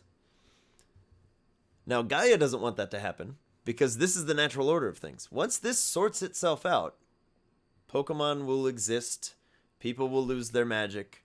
This is the natural order of things. If that happens, these guys, their whole seat of power crumbles.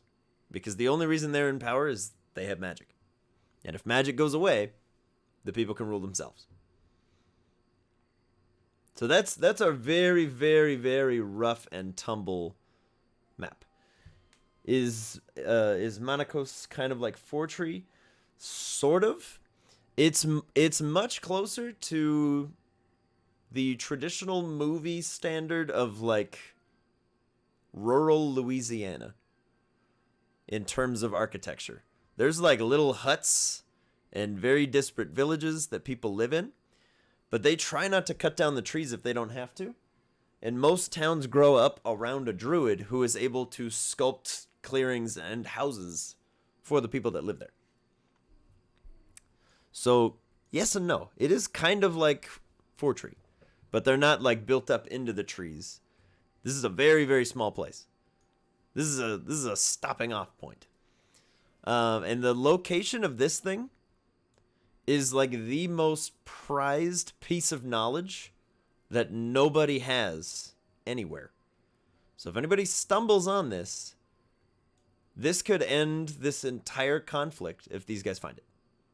If they find this heart, the forest will die. It'll no longer be enchanted, and these guys won't be able to stop the North from getting into the South. And if the North gets down here, it's bad news bears.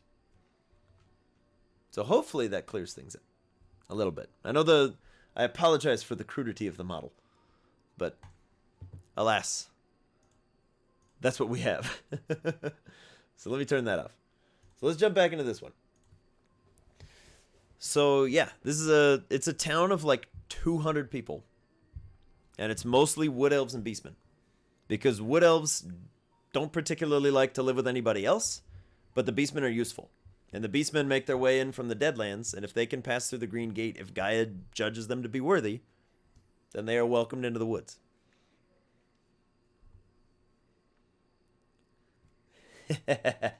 All right. I'm glad that it helped, and I'm glad that you enjoyed the crudity of the model. I appreciate it. So Marietta is our nature cleric of Persephone. She is like second level. This is a very low level cleric, because Persephone is on the pecking order of gods and goddesses. She's quite low, because the folks up north don't worship her at all, so she doesn't have a lot of favor that she can grant to people. That's how it's going to work here. If you follow a super popular god, yeah, overall the ceiling of your powers is going to be much higher, but so is the floor, because you have to outperform other followers of that god if you want the attention. She is capable of very minor healing.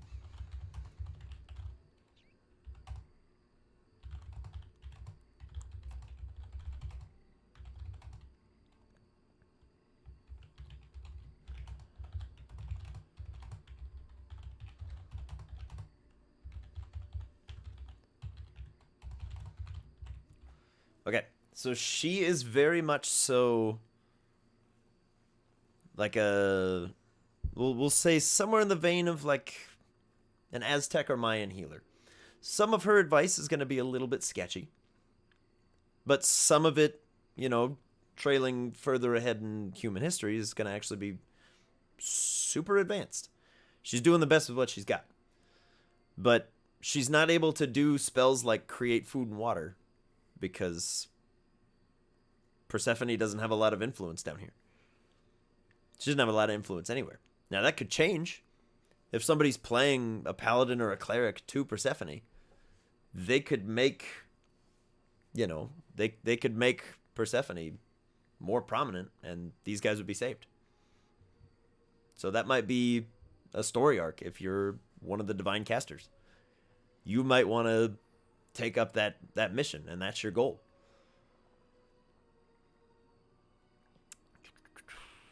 So we're going to say that she... And you know what? I kind of like... if she's a kobold. Little lizard folk. And she might even be... you know what? I've changed my mind. She's a warlock, and I think she's an Archfey warlock in name. So I'm going to say it's an Archfey warlock. And she's a kobold who stumbled upon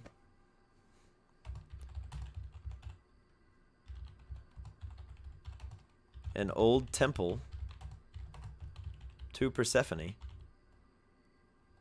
and made a pact.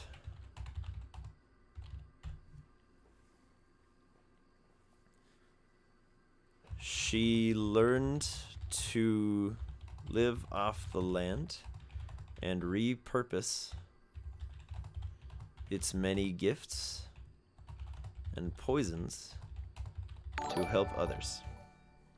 Gift of Gabby! Thank you for the follow and welcome aboard. Hello. Hello, hello. You know, Gift of Gabby, I'm doing all right. Coffee's still going strong.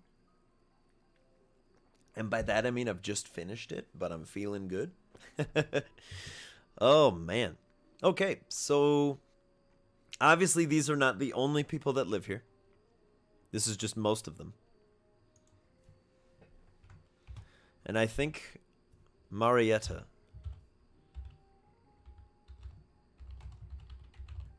means little healer. So I'm going to say that Mari is healer, and then you would put Etta on the end to make something small. Just in this circumstance. I might forget that for later naming conventions, but who knows? For now, that's it. That's what we have. I think she's a very good, very well-liked little kobold who has made her place in the town as a little healer. She can teach the tech. She can teach proficiency. Dude, I cannot type. She can teach proficiency in healer's kits to anyone with an intelligence of 13 or higher. 13 is my usual cutoff for stuff. Do you have someone who can navigate the Deadlands? Yeah, there are some rangers who can do it. Otherwise, you can travel with this guy. Iasonis, he will take you out there. And the only thing that he will ask of you is keep him safe while he's out there. Because he's not like a good fighter. He has like a short sword or something. But he'll go with you. He will show you the ways of survival. I should probably put that in. He can be hired as a guide through some areas of the Deadlands, but he will not traverse past the pools of put it backwards. Pools of silent screaming. And we'll cover what that place is later. We will cover what the pools of screaming silence are. Silent screaming. Why can I not put this in the right order? The pools of screaming silence. Thank you. Can you tell I've had a lot of coffee today? I'm putting the cart before the horse. So he will not go past the pools of screaming silence. This is a very, very scary place to be. And anybody who knows what they're doing will not go past it. This guy's shop is past the pools of screaming silence. So you want to go past that, you find yourself another guide. He doesn't go there. He wants to live. He wants to live. Please. Please, let him live. Let him live out his days. And I like the idea that this big old bugbear has like a little tiny bird companion. He has a itty bitty little tiny bird friend.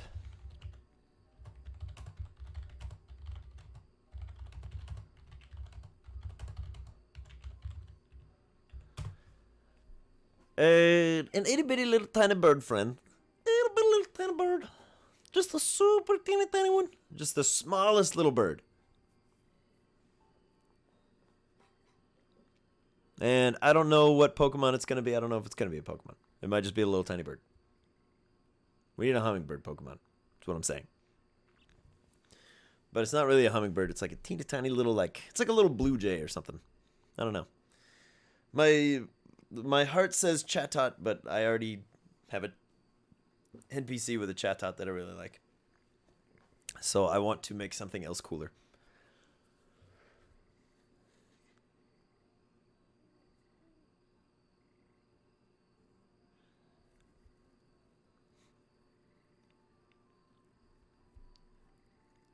I don't know. I'm fixating on a thing that I don't have an idea for yet. I'm not inspired by that yet. So these are the important folks. There's going to be plenty of others, and we'll probably need to come up with more hireable folks that will go down there. But my goal is for no matter what the players want or need or have to search out before they really could get into anything, I need them to know that if they get hurt, somebody's there to help them. If they want to expand class mechanics over time, they have places they can start. If they want a quest for magic items so that they can get an early benefit if they survive, he's there. And if they want to do that, they can have a guide. If they want guidance on what they should do, they can go see the Oracle. And the Oracle can give them a vision that's important to them if they can't do it themselves. Because there are people that probably won't be comfortable communing with a deity for one reason or another. And you need a way to have someone do that for you.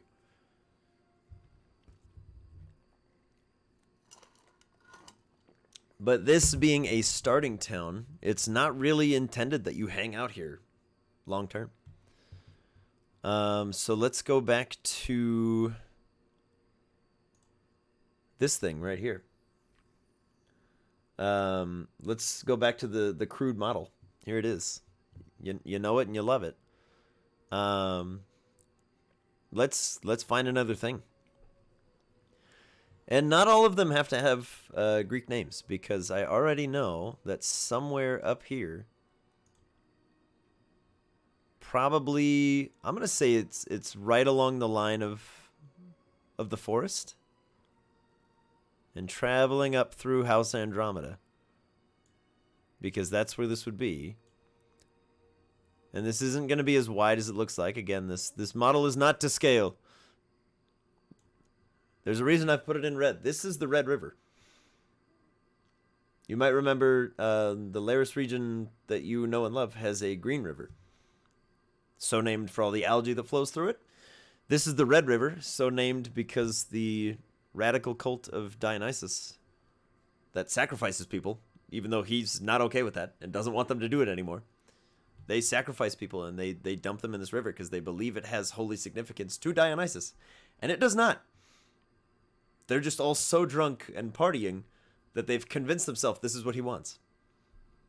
So the pilgrims of the Red River come here and they party and they hang out and they choose a sacrifice and they kill you and they let your blood spill into the river. And as such, Dionysus has consecrated it and said, like, stay away from me. Get out. So this river runs red forever because it's been stained with the blood of human sacrifice, and he wants nothing to do with it anymore. So it's not safe to traverse. So the folks up here, being the devout followers of their gods that they are, they don't go this way. There's probably a gap in the tree line down here that Gaia and Dionysus have worked out together. Just say, listen, you hate this, and she's like, I'll purify it for you. And he's like, great, that's awesome. I cannot get these guys to stop doing this. Because I loved the idea that there's just some radical cult to the party god that's like, human sacrifice! And he's like, please stop this, guys. This is not my jam. Please leave me alone. So let's figure out, after all that, where are we going next? I think we are going to...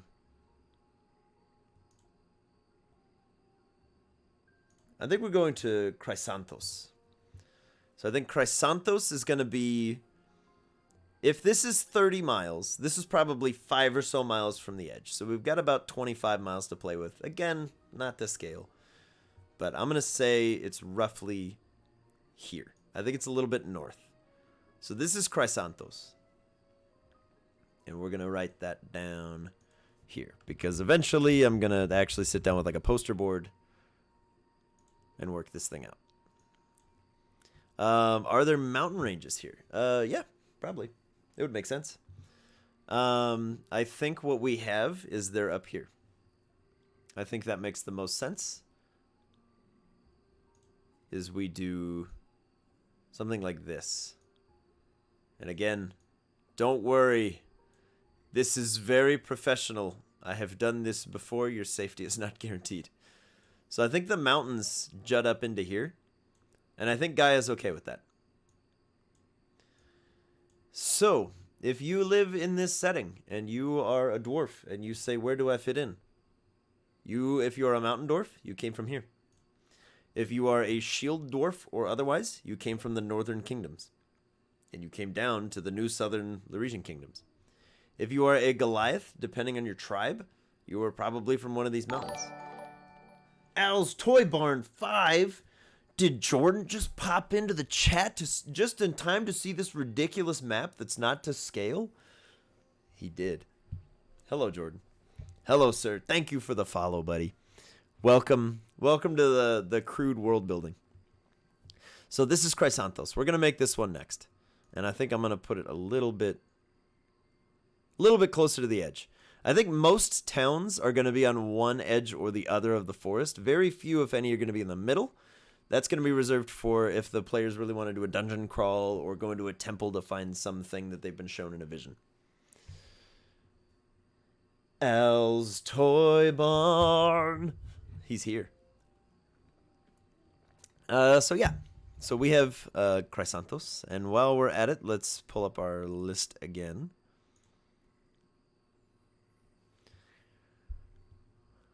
And let me drag it over here for a minute. Let's write these all in for now. And then what I can do is I can write them out later. Procopos. We have Elias. We have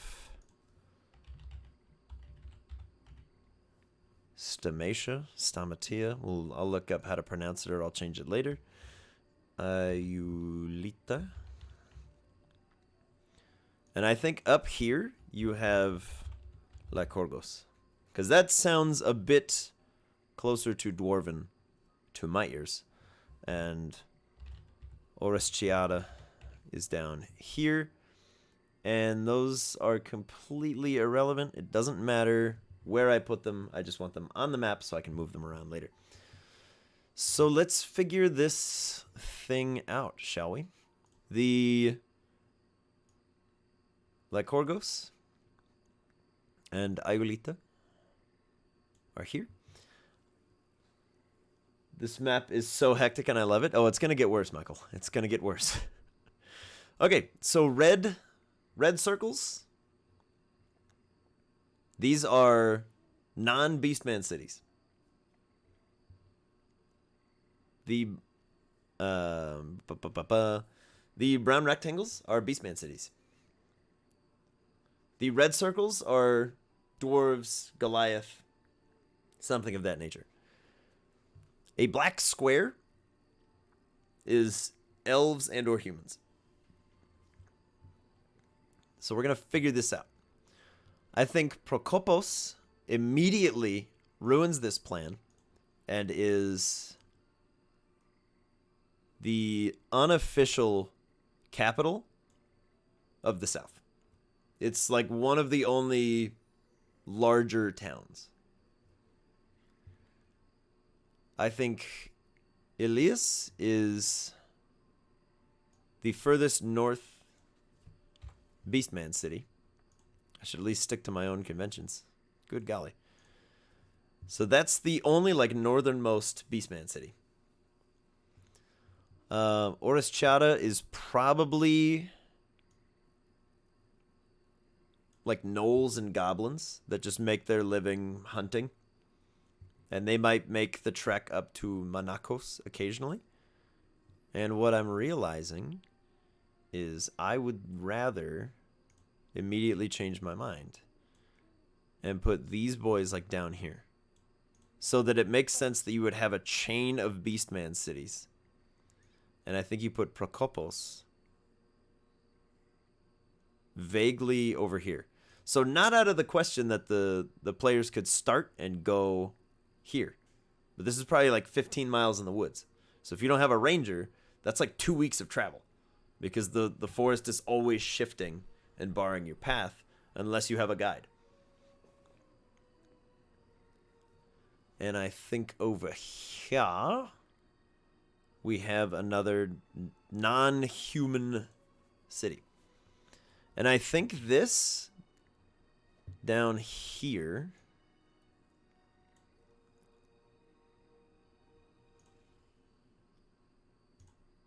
I don't know. I don't have a name for it, but this is the place where if you are an angel or devilkin outcast, you wash up here.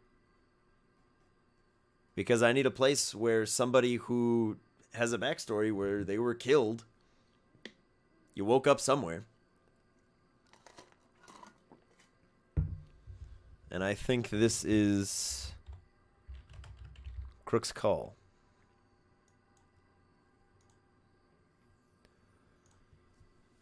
The name will probably change at some point, but for now, Crook not in the modern sense, but Crook in the sense of like Hermes didn't bring you to the underworld. He didn't do that. Thanatos didn't come deliver you a peaceful death. You weren't killed in battle. If you got sacrificed and you survived the experience, you wash up somewhere. So this is just going to be all manner of outcasts, and these guys probably hate the North more than anybody else. Because they killed you. You got killed in one of their religious sacraments, and somebody put your body in the Red River. And you washed up down here. There's probably, this might be like a really gross fishing settlement. It might be like really nasty here. Because that river is forever marred with blood, you might get like mutant fish. There might be basculin down there. Maybe that's where some basculins start showing up. Who knows? These are just initial ideas. And let's see. We'll have to come up with a name for the mountains.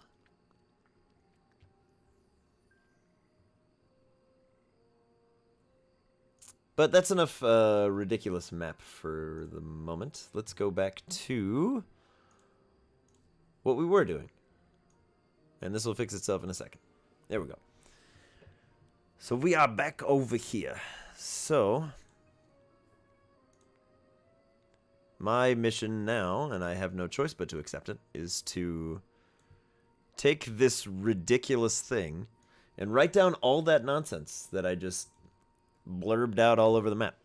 So Lykorgos is the city of mountain dwarves and Goliaths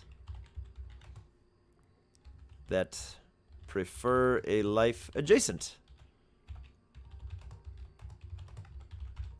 to the mountains. And the folks that live on the mountains are, those are my my Goliath boys that ride griffins and stuff like that. If you are related to the giants in any way, you are from that mountain range. Because that's where the giants are. Obviously, the giants are everywhere, but the people of the world will say, "Oh, you're related to the giants. You must be from the mountains."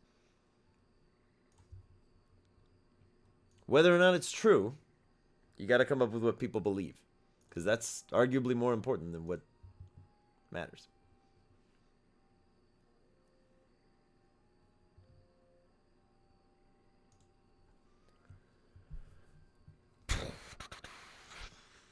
Okay. Iolita is not human or elven, but it's not a beast tribes. So what else do we have? Where else do we need a place for people? I think Iolita is the... I think it's the city of... I'm gonna write city, but I don't mean city-sized. So this is the city of the Janasi. And they are all trying to find their place. Because Janasi are the byproduct of the death or imprisonment of a Titan in this particular setting. So if your, parent was a fire Titan and was killed in one of the battles of the gods, all those little ashes sprinkle onto the wind, and some take root, and fire Janasis appear.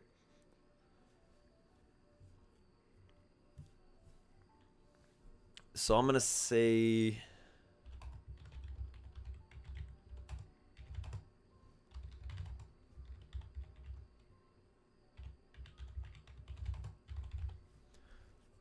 that might be a really cool place to go. Because there you'd find, like, all manner of elemental masters here. And these guys, I don't think, care about the conflict. I think this is a neutral territory that just happens to fall within Gaia's cradle. Very loosely.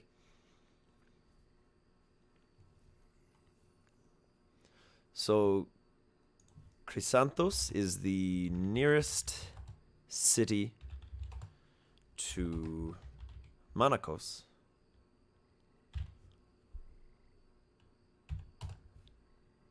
Primarily still occupied by beastmen. Yeah, we need a nasty fish outpost. I'm putting my foot down on that. Let's do approximately 500 there. So Chrysanthos is more than double the size of Manakos, but still very small. Very, very small. In terms of, like, actual city size.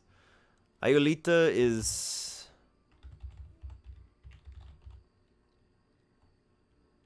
I'm not going to worry about that. I'm just going to say approximately 300. I'm going to say it's pretty small because there's not that many Janasi or other things in the world, but we can fill it in if we need to. You might find, like, Dwergar down here because they just don't fit in. But their Titan parent might be the mountain. I don't know yet. That could be kind of cool. So Procopos is the unofficial new capital city of the Southern Kingdoms, where the surviving noble families now reside. And we'll figure out how that works. Because that's our blue pentagon that is roughly in the middle of Gaia's cradle. Nowhere near the heart. Because I'm not going to decide where the heart is, maybe ever. That might never come up. But I need something that the north is looking for and the south doesn't know the location of. But everybody in the north thinks everybody in the south knows exactly where it is.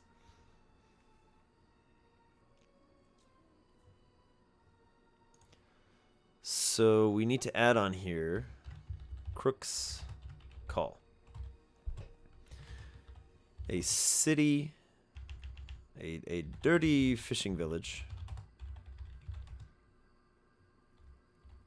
full of northern outcasts, ritual survivors, angels, devils, and everything in between that has washed out of society through one means or another,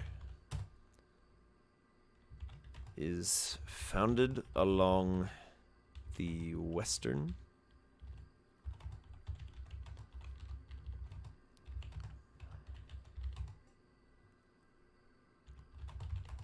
And maybe it's the... Yeah, we'll just call it the Red River for now. We'll come up with another name later, maybe. But the Pilgrims of Red River definitely would call the river the Red River because it's red. And they make it more red all the time because they have a problem. Which is just a ridiculous cult group. And I think that's kind of funny. Every world needs something like that, so we have it. Mostly a haven for folks who don't fit in elsewhere. This is my catch-all. There is almost always a character that has amnesia, doesn't remember their past. I'm not knocking it. I'm saying there's a lot of cool stuff you could do with it. But if you want to play like that undead warlock that got resurrected or something, you washed up here. There is a place for you. There's a place that you reappeared. Oh boy. So Orestiada. Maybe it's Orestiada. Maybe. That might be a little more along the lines of what we're looking for. City of Goblin and Gnoll Hunters. Folks who were corrupted in the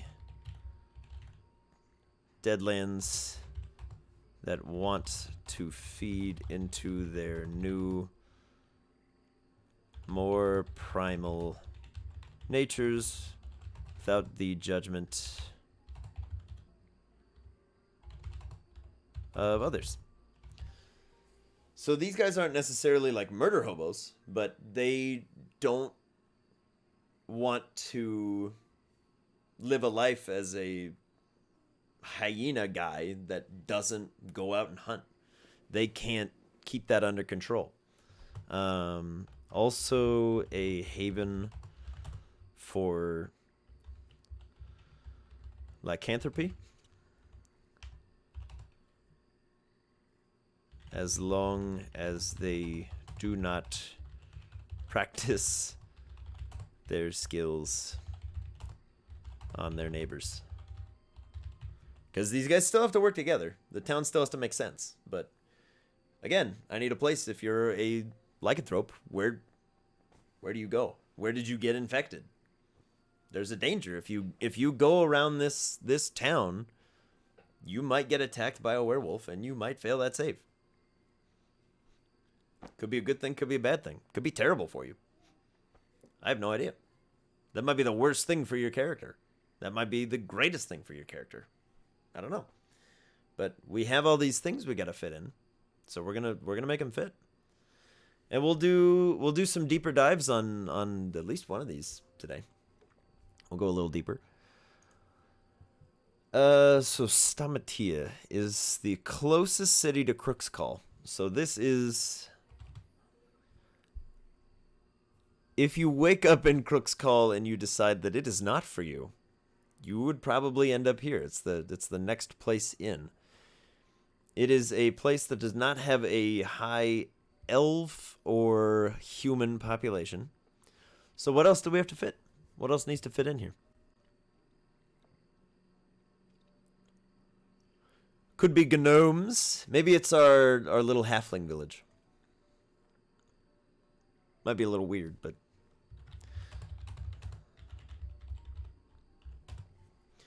Maybe it's the city of the small folk.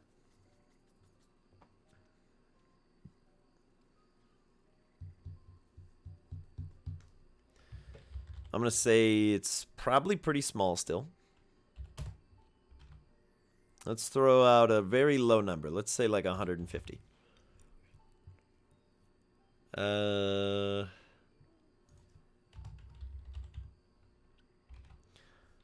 I think this is one of the larger places, but not necessarily huge. And then we need to figure out Elias. So what lives...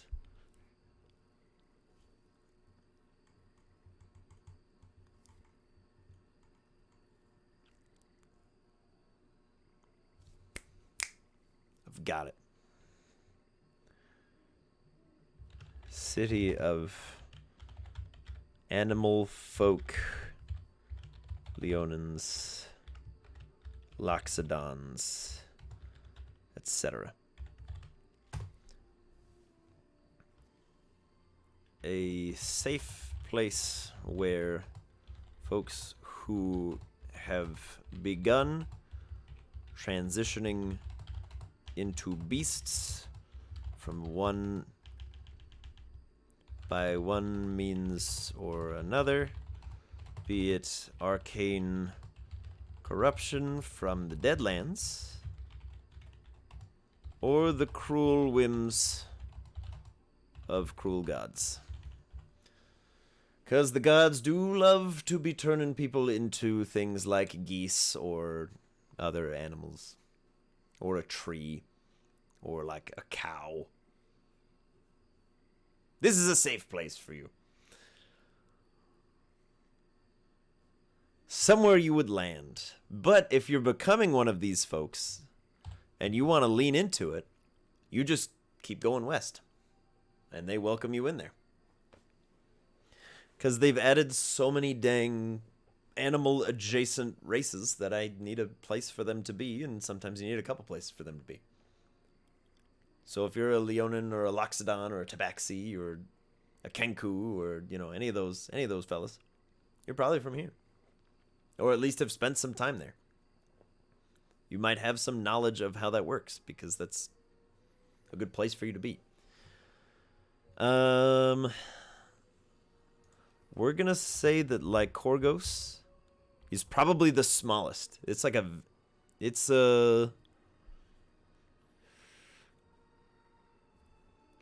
gonna say there's maybe like 80 people. There's not a lot of Goliaths that don't live in the mountains. And there's not a lot of mountain dwarves that don't live in the mountains.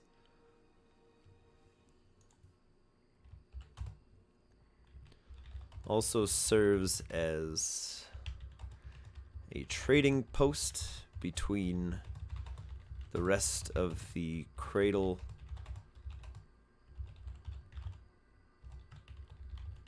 and the Mountain Dwellers. And I'm going to call them Mountain Dwellers until we come up with a name.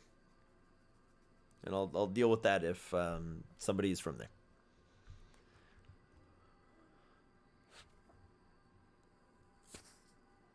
So who lives in Chrysanthos? If it is the nearest place... Actually, let's figure this out. Which one of these are we going to do next? Because I want to do at least one more city fleshed out like this. So Chrysanthos is the closest.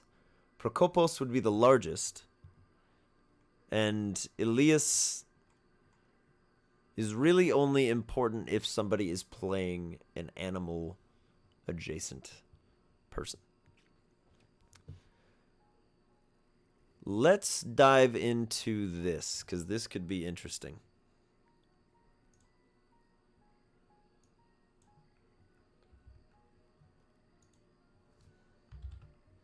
And I think Procopos is something like...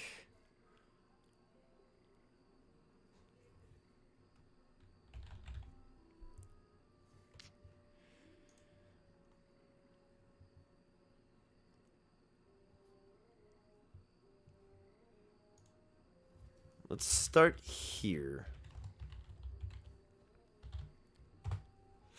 Because the whole idea is this is where all of the noble folks and still some commoners, anybody that was okay with life before, they made their way as far as they could and they kept getting lost in the woods. So they just settled.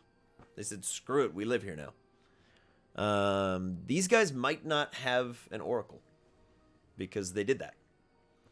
Let's throw... We need population, primary deities, secondary deities, main exports, main imports, and the answer to some of these questions might be none. They might have nothing. Primary languages,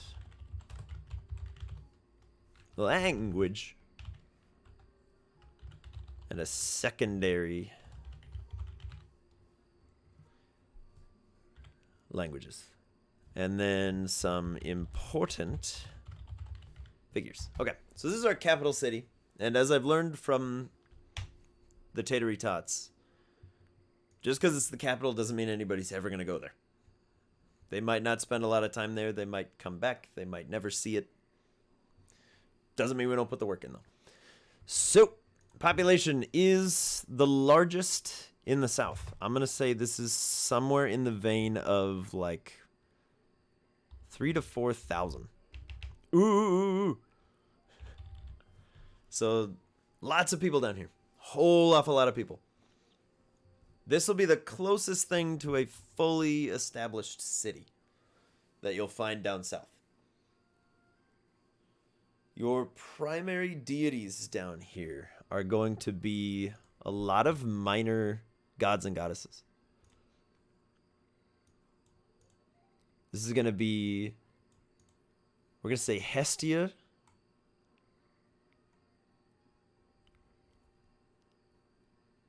Obviously, Gaia. This is probably one of the other few places you'll see Gaia worshipped in a primary fashion. Despite the fact that people are literally living within the confines of Gaia, they're like, yeah, you know, she's a primal force. But you don't see a lot of nature worship. But you will here, because Gaia is the only reason these guys are still alive. And even though these two have some semi-conflicting ideals, anybody who worships Hestia out here probably does so in a more natural way, saying like hearth and home and nature can be the same thing. If home is where your heart is, and your heart is in the wilds, your home is the wilds. Secondary deities are going to be, obviously, Persephone, Hermes, as these guys made a pretty big journey out here.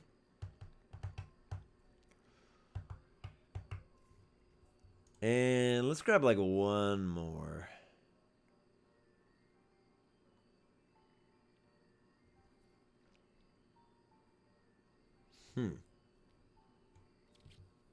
You know what? I think it's going to be the Twilight domain of Aphrodite.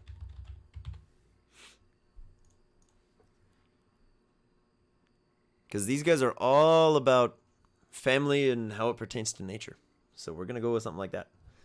The main exports of Procopos and the main imports of Procopos. I think these guys probably import a lot from the north. So these guys still are, we're going to see a lot of metal, gems, and stone. Their main exports are going to be grains, fruits, vegetables,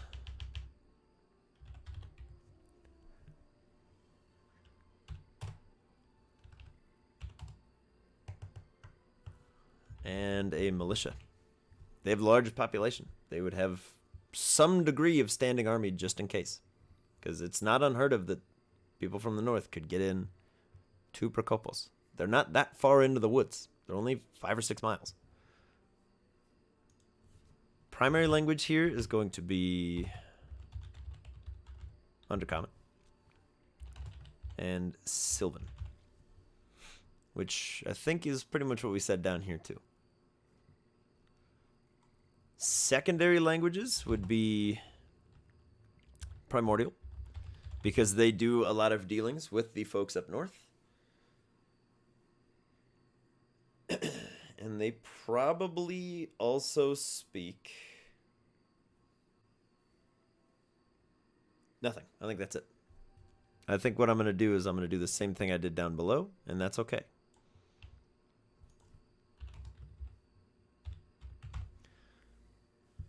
Your secondary language up here is Primordial and Sylvan, because you would speak to natural beings, and you would speak to the folks up north to trade stuff. So let's grab a couple good names. We need some names. I like Eutychia. That's good.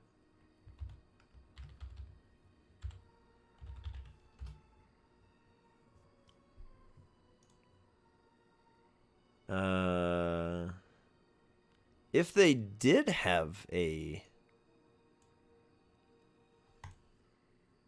I'm going to write that down. I'm going to take it. If they do have an oracle, it might be like a sylvan creature that helps these guys out.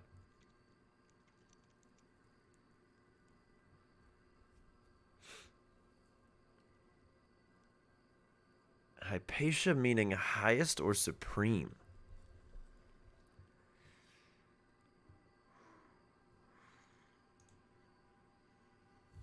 Let's do Isadora and Hypatia. So let's start there, and then and let's get a couple lads, a couple fellas, some gentlemen.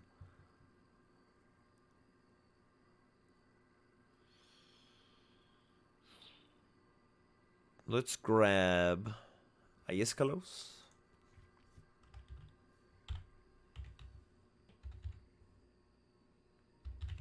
I think I got that right, hopefully. Aiskalos. Perfect. Okay, let's grab that. Alexander's too easy. We're not grabbing that.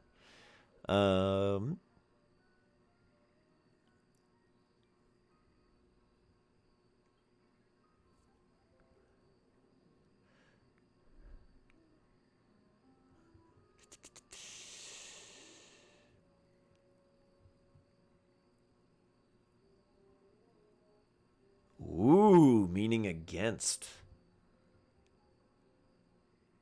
That might be good for a northerner's name. Hello, Amy Chibi. You have a question. Have you considered adding hippos to your world? You know what? I hadn't even thought to consider adding hippos to the world, but now I'm kind of intrigued. Hippos might be great.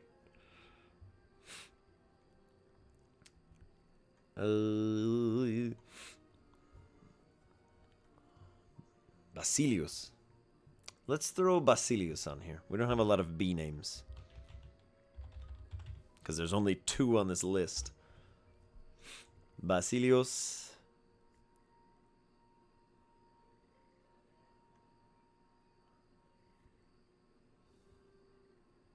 Cyrus meaning far-sighted. Ooh.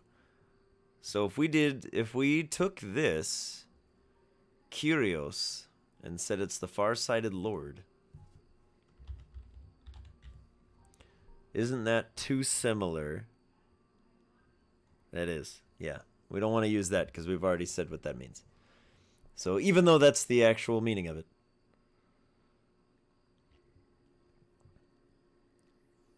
Democritus.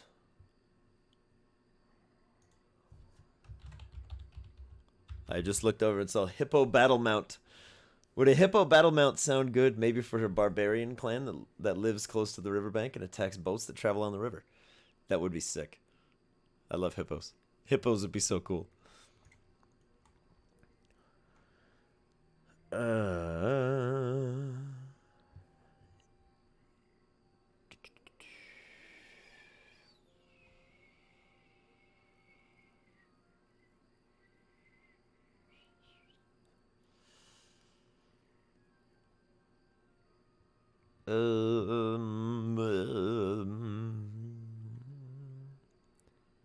Ooh.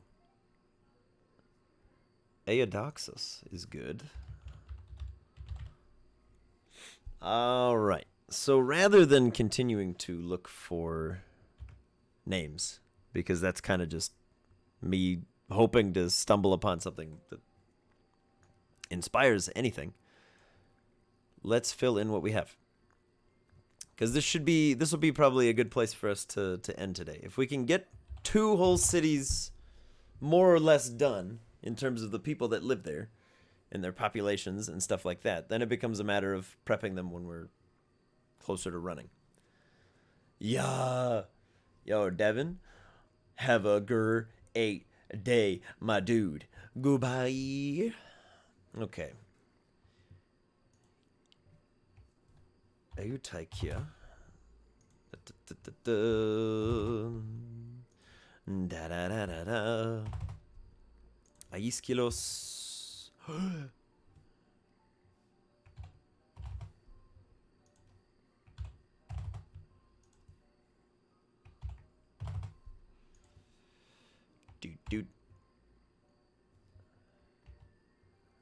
Dude. Okay. So, let's see. I think Guyana is the...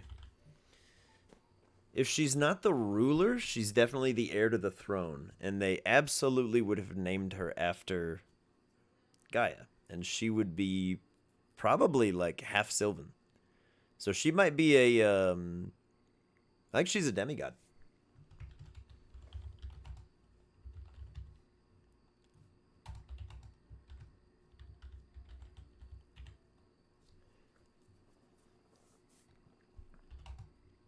She is a...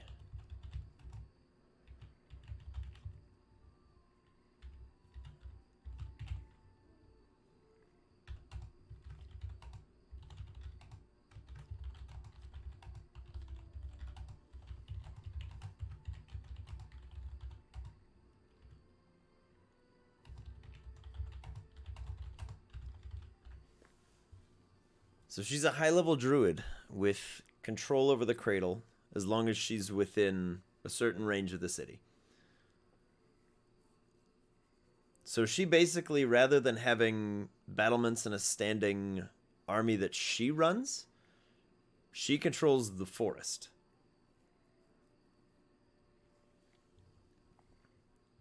But there still needs to be a political figure in charge. So I think we go with Hypatia. Or Hypatia. So this would be...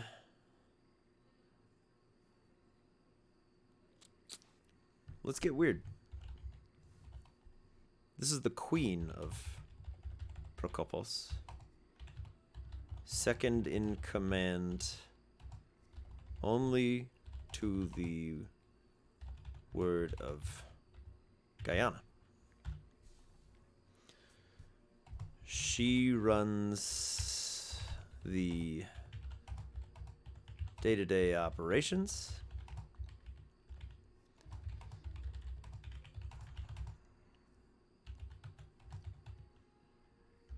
Fed. Okay, so she is the queen of the people. Guyana is the ruler of the city. Because you need somebody for both.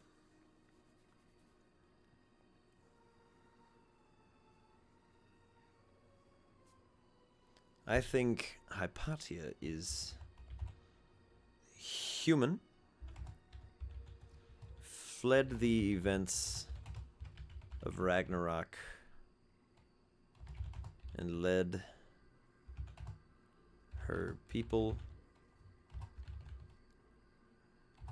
before the corruption took them, and now controls the largest city in the cradle.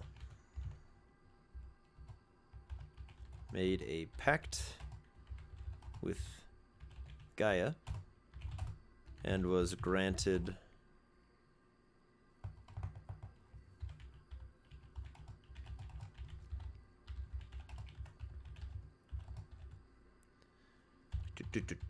so she was granted Guyana as a spiritual advisor, protector, and oracle to the forest. An Orcale, yes, of course, an Orcale, naturally. So the druid lady definitely uses the Wrath of Nature spell. Potentially, it's possible.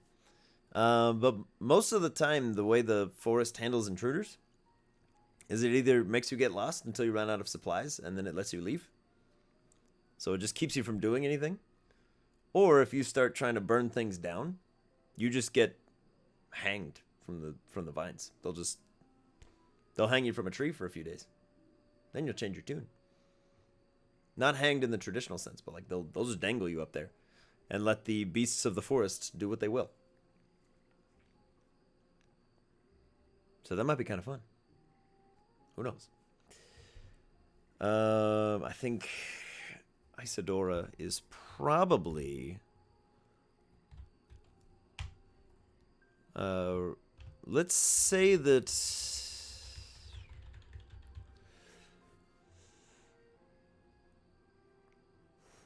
I think most of the folks here are going to be human. I think. Because these are folks that got out from the south before things went real bad. So let's throw... She's a... human. Have you ever thought about using a false Hydra? I'm not sure what you mean. It's basically what the spell does. It lets the spellcaster control tons of aspects of the forest to attack, restrain, and slow enemies. Then yes, Michael. That is exactly what we're going to do. Yes. I was assuming that was some sort of like ridiculous, overpowered druid thing, but I've never read the specifics. But if that's what it does, then yeah, she'll probably do that. That seems pretty cool. But Amy Chibi, we have used a Hydra analog in the Ragnarok campaign, which we are following this alongside. Basically a monster that when it sings makes anybody that hears its song completely forget about the Hydra and the people that the Hydra ate. Oh my goodness. Maybe. That might be a very fun encounter. I have no idea. Human. I'm going to be as nice as I can and say she's well fed. Owner of a low magic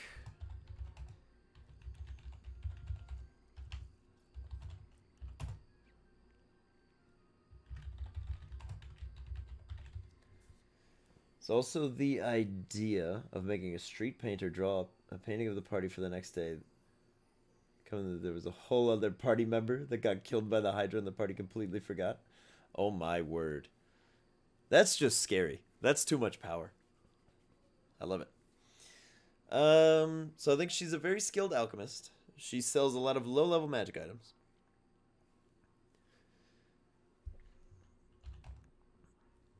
Still holds an air of pompous nobility and talks down to all non-noble-born folk. Looks on them with disdain. So she's one of those like super pompous, typical fantasy setting nobles that's just kind of a jerk. And not particularly likable, but she has magic items. So if you want magic items, you're going to have to deal with her. Because she's the only one here that can make them.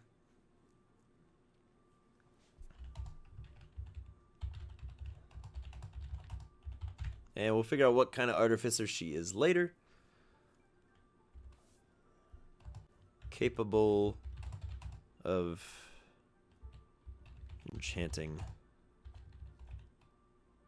items. And we'll leave her kind of vague. I don't need to figure out everything about her just yet. I think, obviously, Democritus sounds a bit like democracy. I think he runs the People's Forum. And I think he is...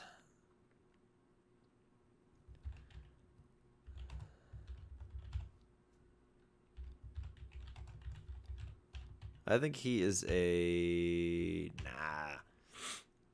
I think he's a Furbolg. Furbolg operator of the...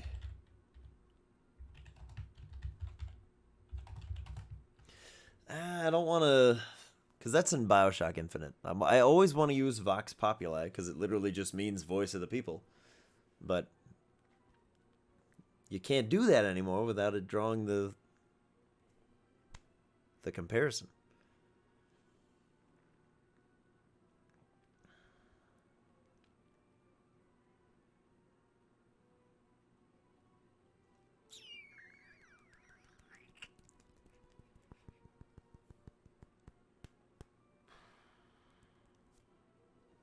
I'm going to leave it People's Forum for now.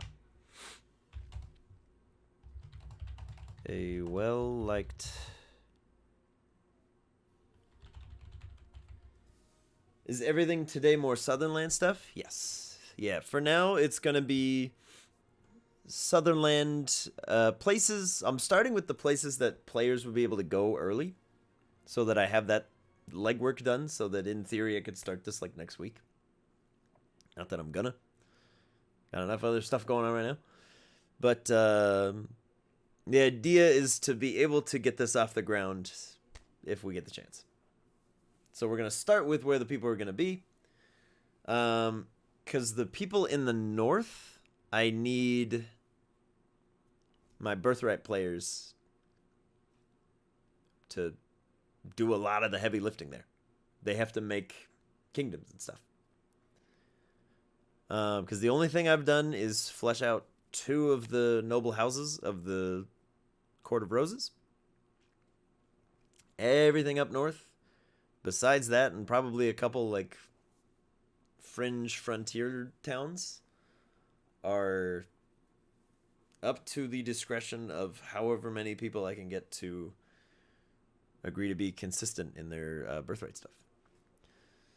Yeah. Birthright is an old setting / playstyle for D&D where you don't play an adventurer. You play a retired adventurer who is a landed noble now, or a mage with a tower. And you don't go on adventures anymore. You hire people to do that for you. You're playing that like 17th level wizard that has a magic tower that hires the adventuring group to go risk their lives to get some sort of thing from a dragon or something. But you play a much, much more complex political game where you never know if you are dealing with an NPC over like letter correspondence or if it's another player until you make an alliance and meet up and you guys both show up to the same session at the same time.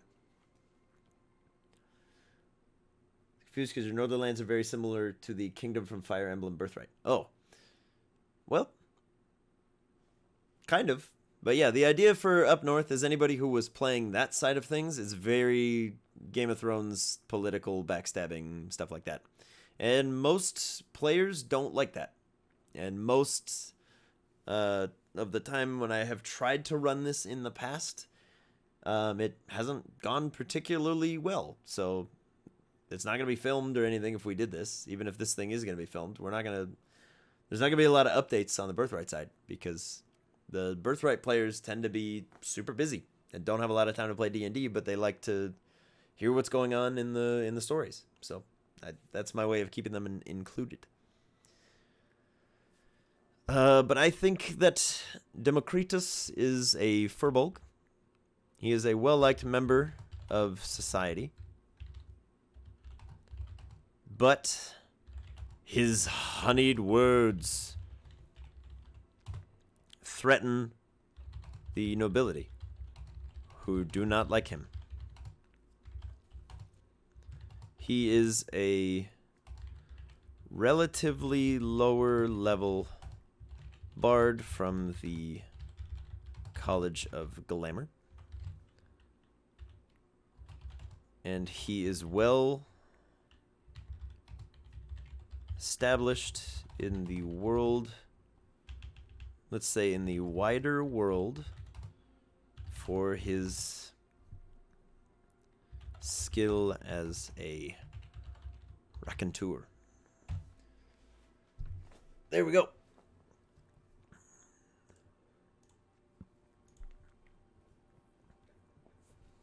He has traveled much of the northern kingdoms and seen a great deal of the cradle, and is a weaver of myths. Contemporary Birthright players possibly be a Patreon tier, since you probably won't record that. Maybe. It's a strong maybe, because I don't want to make any promises if this thing never does anything. the last thing I'd want to do is pitch that and then activate like a $100 tier again, and then everybody pitches it and we never play. It'd be kind of an issue. It also depends if I can get the IRL people that I have trusted to do this before, who have done a good job, if I can get them to commit and actually do it. Because if they can't do it, it doesn't really matter. Because I need at least 3 like really well established things, but ideally I try to shoot for like 6 or 7. But there's also a chance, because look at Ragnarok. I had a player running a nation of those smiley boys, as they came to be known, and we never did anything with him. So that dude made a whole thing, and we never touched on it.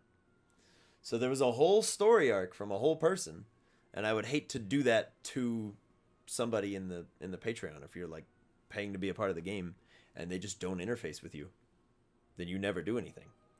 Then you basically set what your town's going to do, and you go into stasis until they go there. Because things only change once a month for Birthright players. Once an in-game month. So if the campaign wraps in 2 weeks, it wraps in 2 weeks in game time. You make one decision. So the TLDR of that phrase is, I have no idea, Mikey. I don't know. It would be really cool. I agree with you, but I wouldn't want anybody to feel swindled. But the Birthright side of things is not something that I can help you be more prominent with. It's kind of up to the players at the table. So it's a little tricky, because I'm running a hybrid game, because I love to be complicated.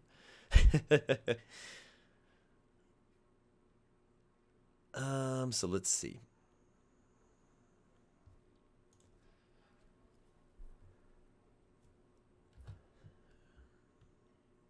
She probably looks... No, I don't want it to be like that. She looks a bit like a...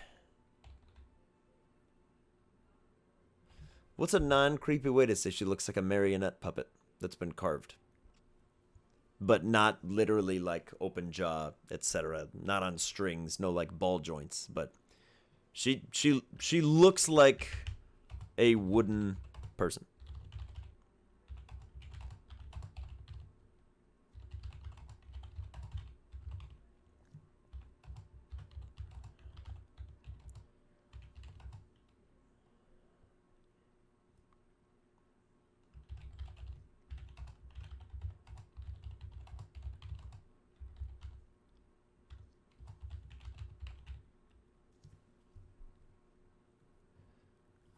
Okay, so she looks like she's made of wood. Not like carved, but she looks like an organic tree person on at least half of her body. So I think it's probably half and half, but it's not like vertical or horizontal half. It's splotched, and like the wood has kind of grown in with flesh. Because she is still half deity, but she's also mortal.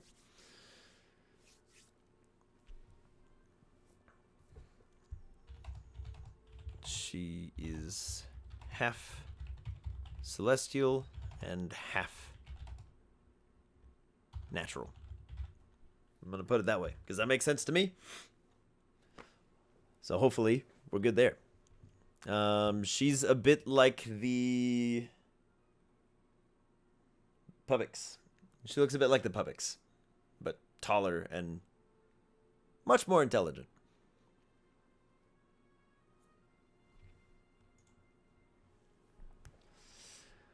So we have a magic establishment. We have 2 seats of power. We have the voice of the people.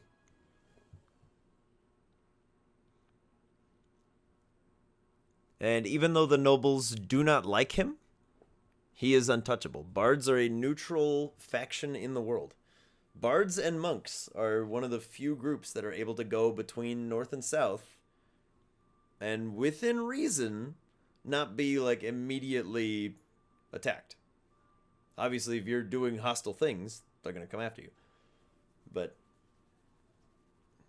they'll let you in because they respect monks, because monks are ridiculous.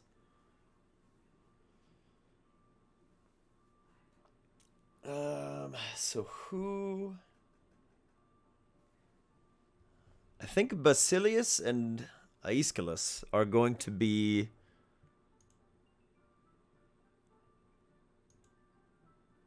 I think this guy is a...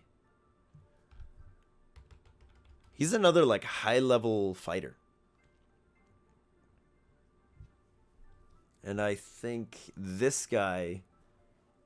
They probably have an order of, like, Wood Elven Rangers that stick to the trees and set up ambushes and stuff. So I think these are our ambush hunters that I've talked so little about, but have been so inspired by. So these are our Wood Elven captain of the... I'm going to just say the Forest Brigade of Rangers. We'll come up with a better name for them later.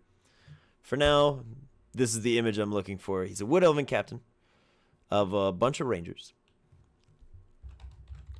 They use their knowledge of the cradle to set ambush positions to deter northern incursions. They strike from stealth and are capable of weakening would-be invaders and then retreating.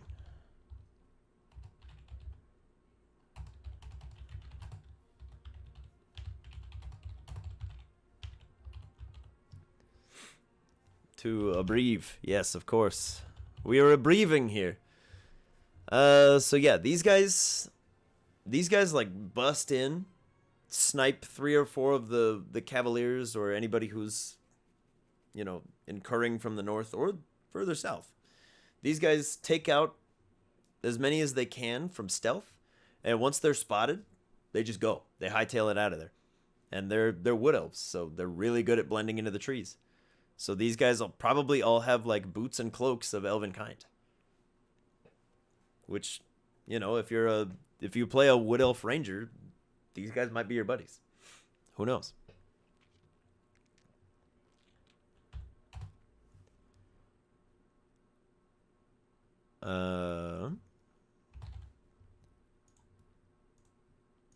Would-be invaders. And then I think Basilius is our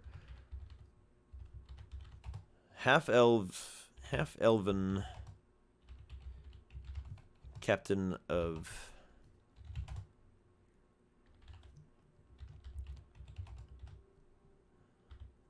the Forest Fighters. Not the Forest Fires, but the Forest Fighters. We'll come up with names and stuff when we do the a deeper dive into organizations, etc.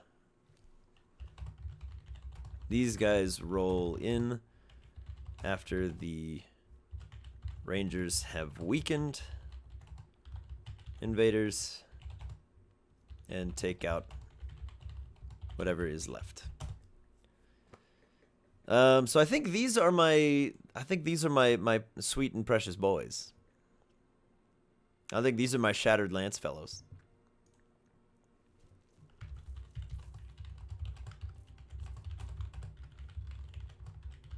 And I think our boy down here, Omiros, used to be a member of this crew. And they sent him down further south to help defend against the incursions from the Deadlands. Not that those are particularly common, but they are bad when they happen. Those are like feral gnolls and orcs and stuff that come riding up because they've been overtaken with the arcane rage, etc. Whatever we end up doing down there. We're going to do probably a couple streams on that if we have time. So we'll have to see. Okay, so We need probably a skilled healer. And I think Eutychia is a higher level Twilight cleric to both Aphrodite and Hestia. She is... I think she's a drow. Because I don't have a place where the drow are really from. They kind of just pop up wherever. She is a drow and teaches at home and family.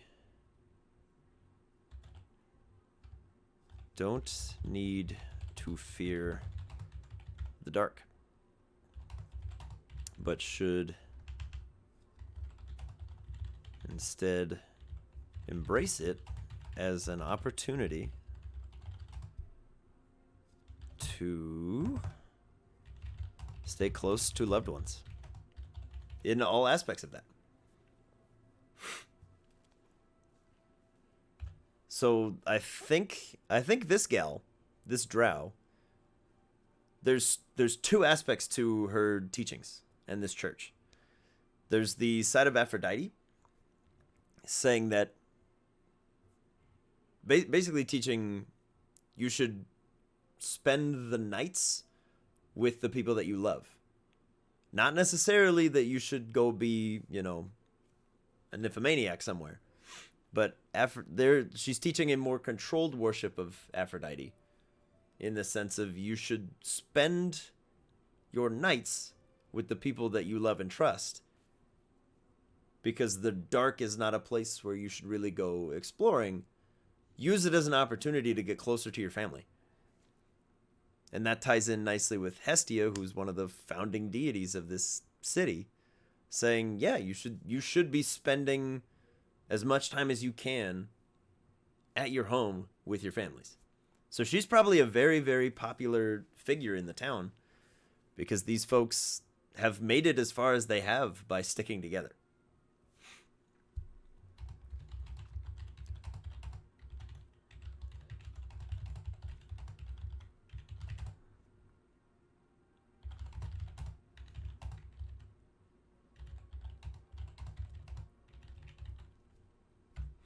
Okay, so she'll probably have a standing church, and it might be the only large standing church in Procopos.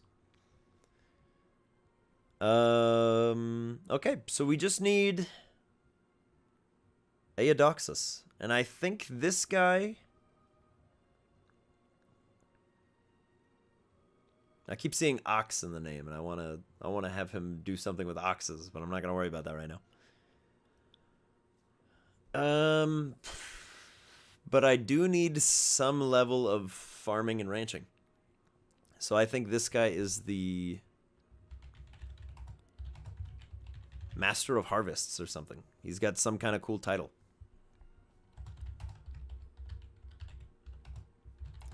He oversees farmlands and herd animals, and as such is one of the few followers of Poseidon in the region. He is a devout worshiper, and I've already changed my mind, of Demeter. Devout worshiper of Persephone and Demeter both, as they are the two direct overseers of harvests. Okay, so I think this guy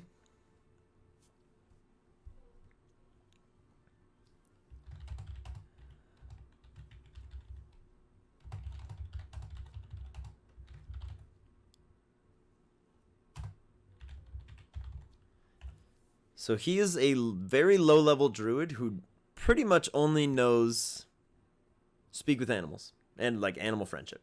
That's probably all he's got. Because Demeter doesn't grant powers. She doesn't care for mortals. Persephone listens, but her powers are limited. Especially here, because they're in a city. So you don't see a lot of Persephone worship in a city. But these guys are primarily a farming and ranching space. The Sower or the Reaper? Maybe. But the Reaper has connotations. It sounds like a bad thing. The Sower is probably a closer title for this guy. Because he's going to be a satyr, and I might even say he is a faun. Haven't decided yet. He's like Mr. Tumnus. But a little less creepy.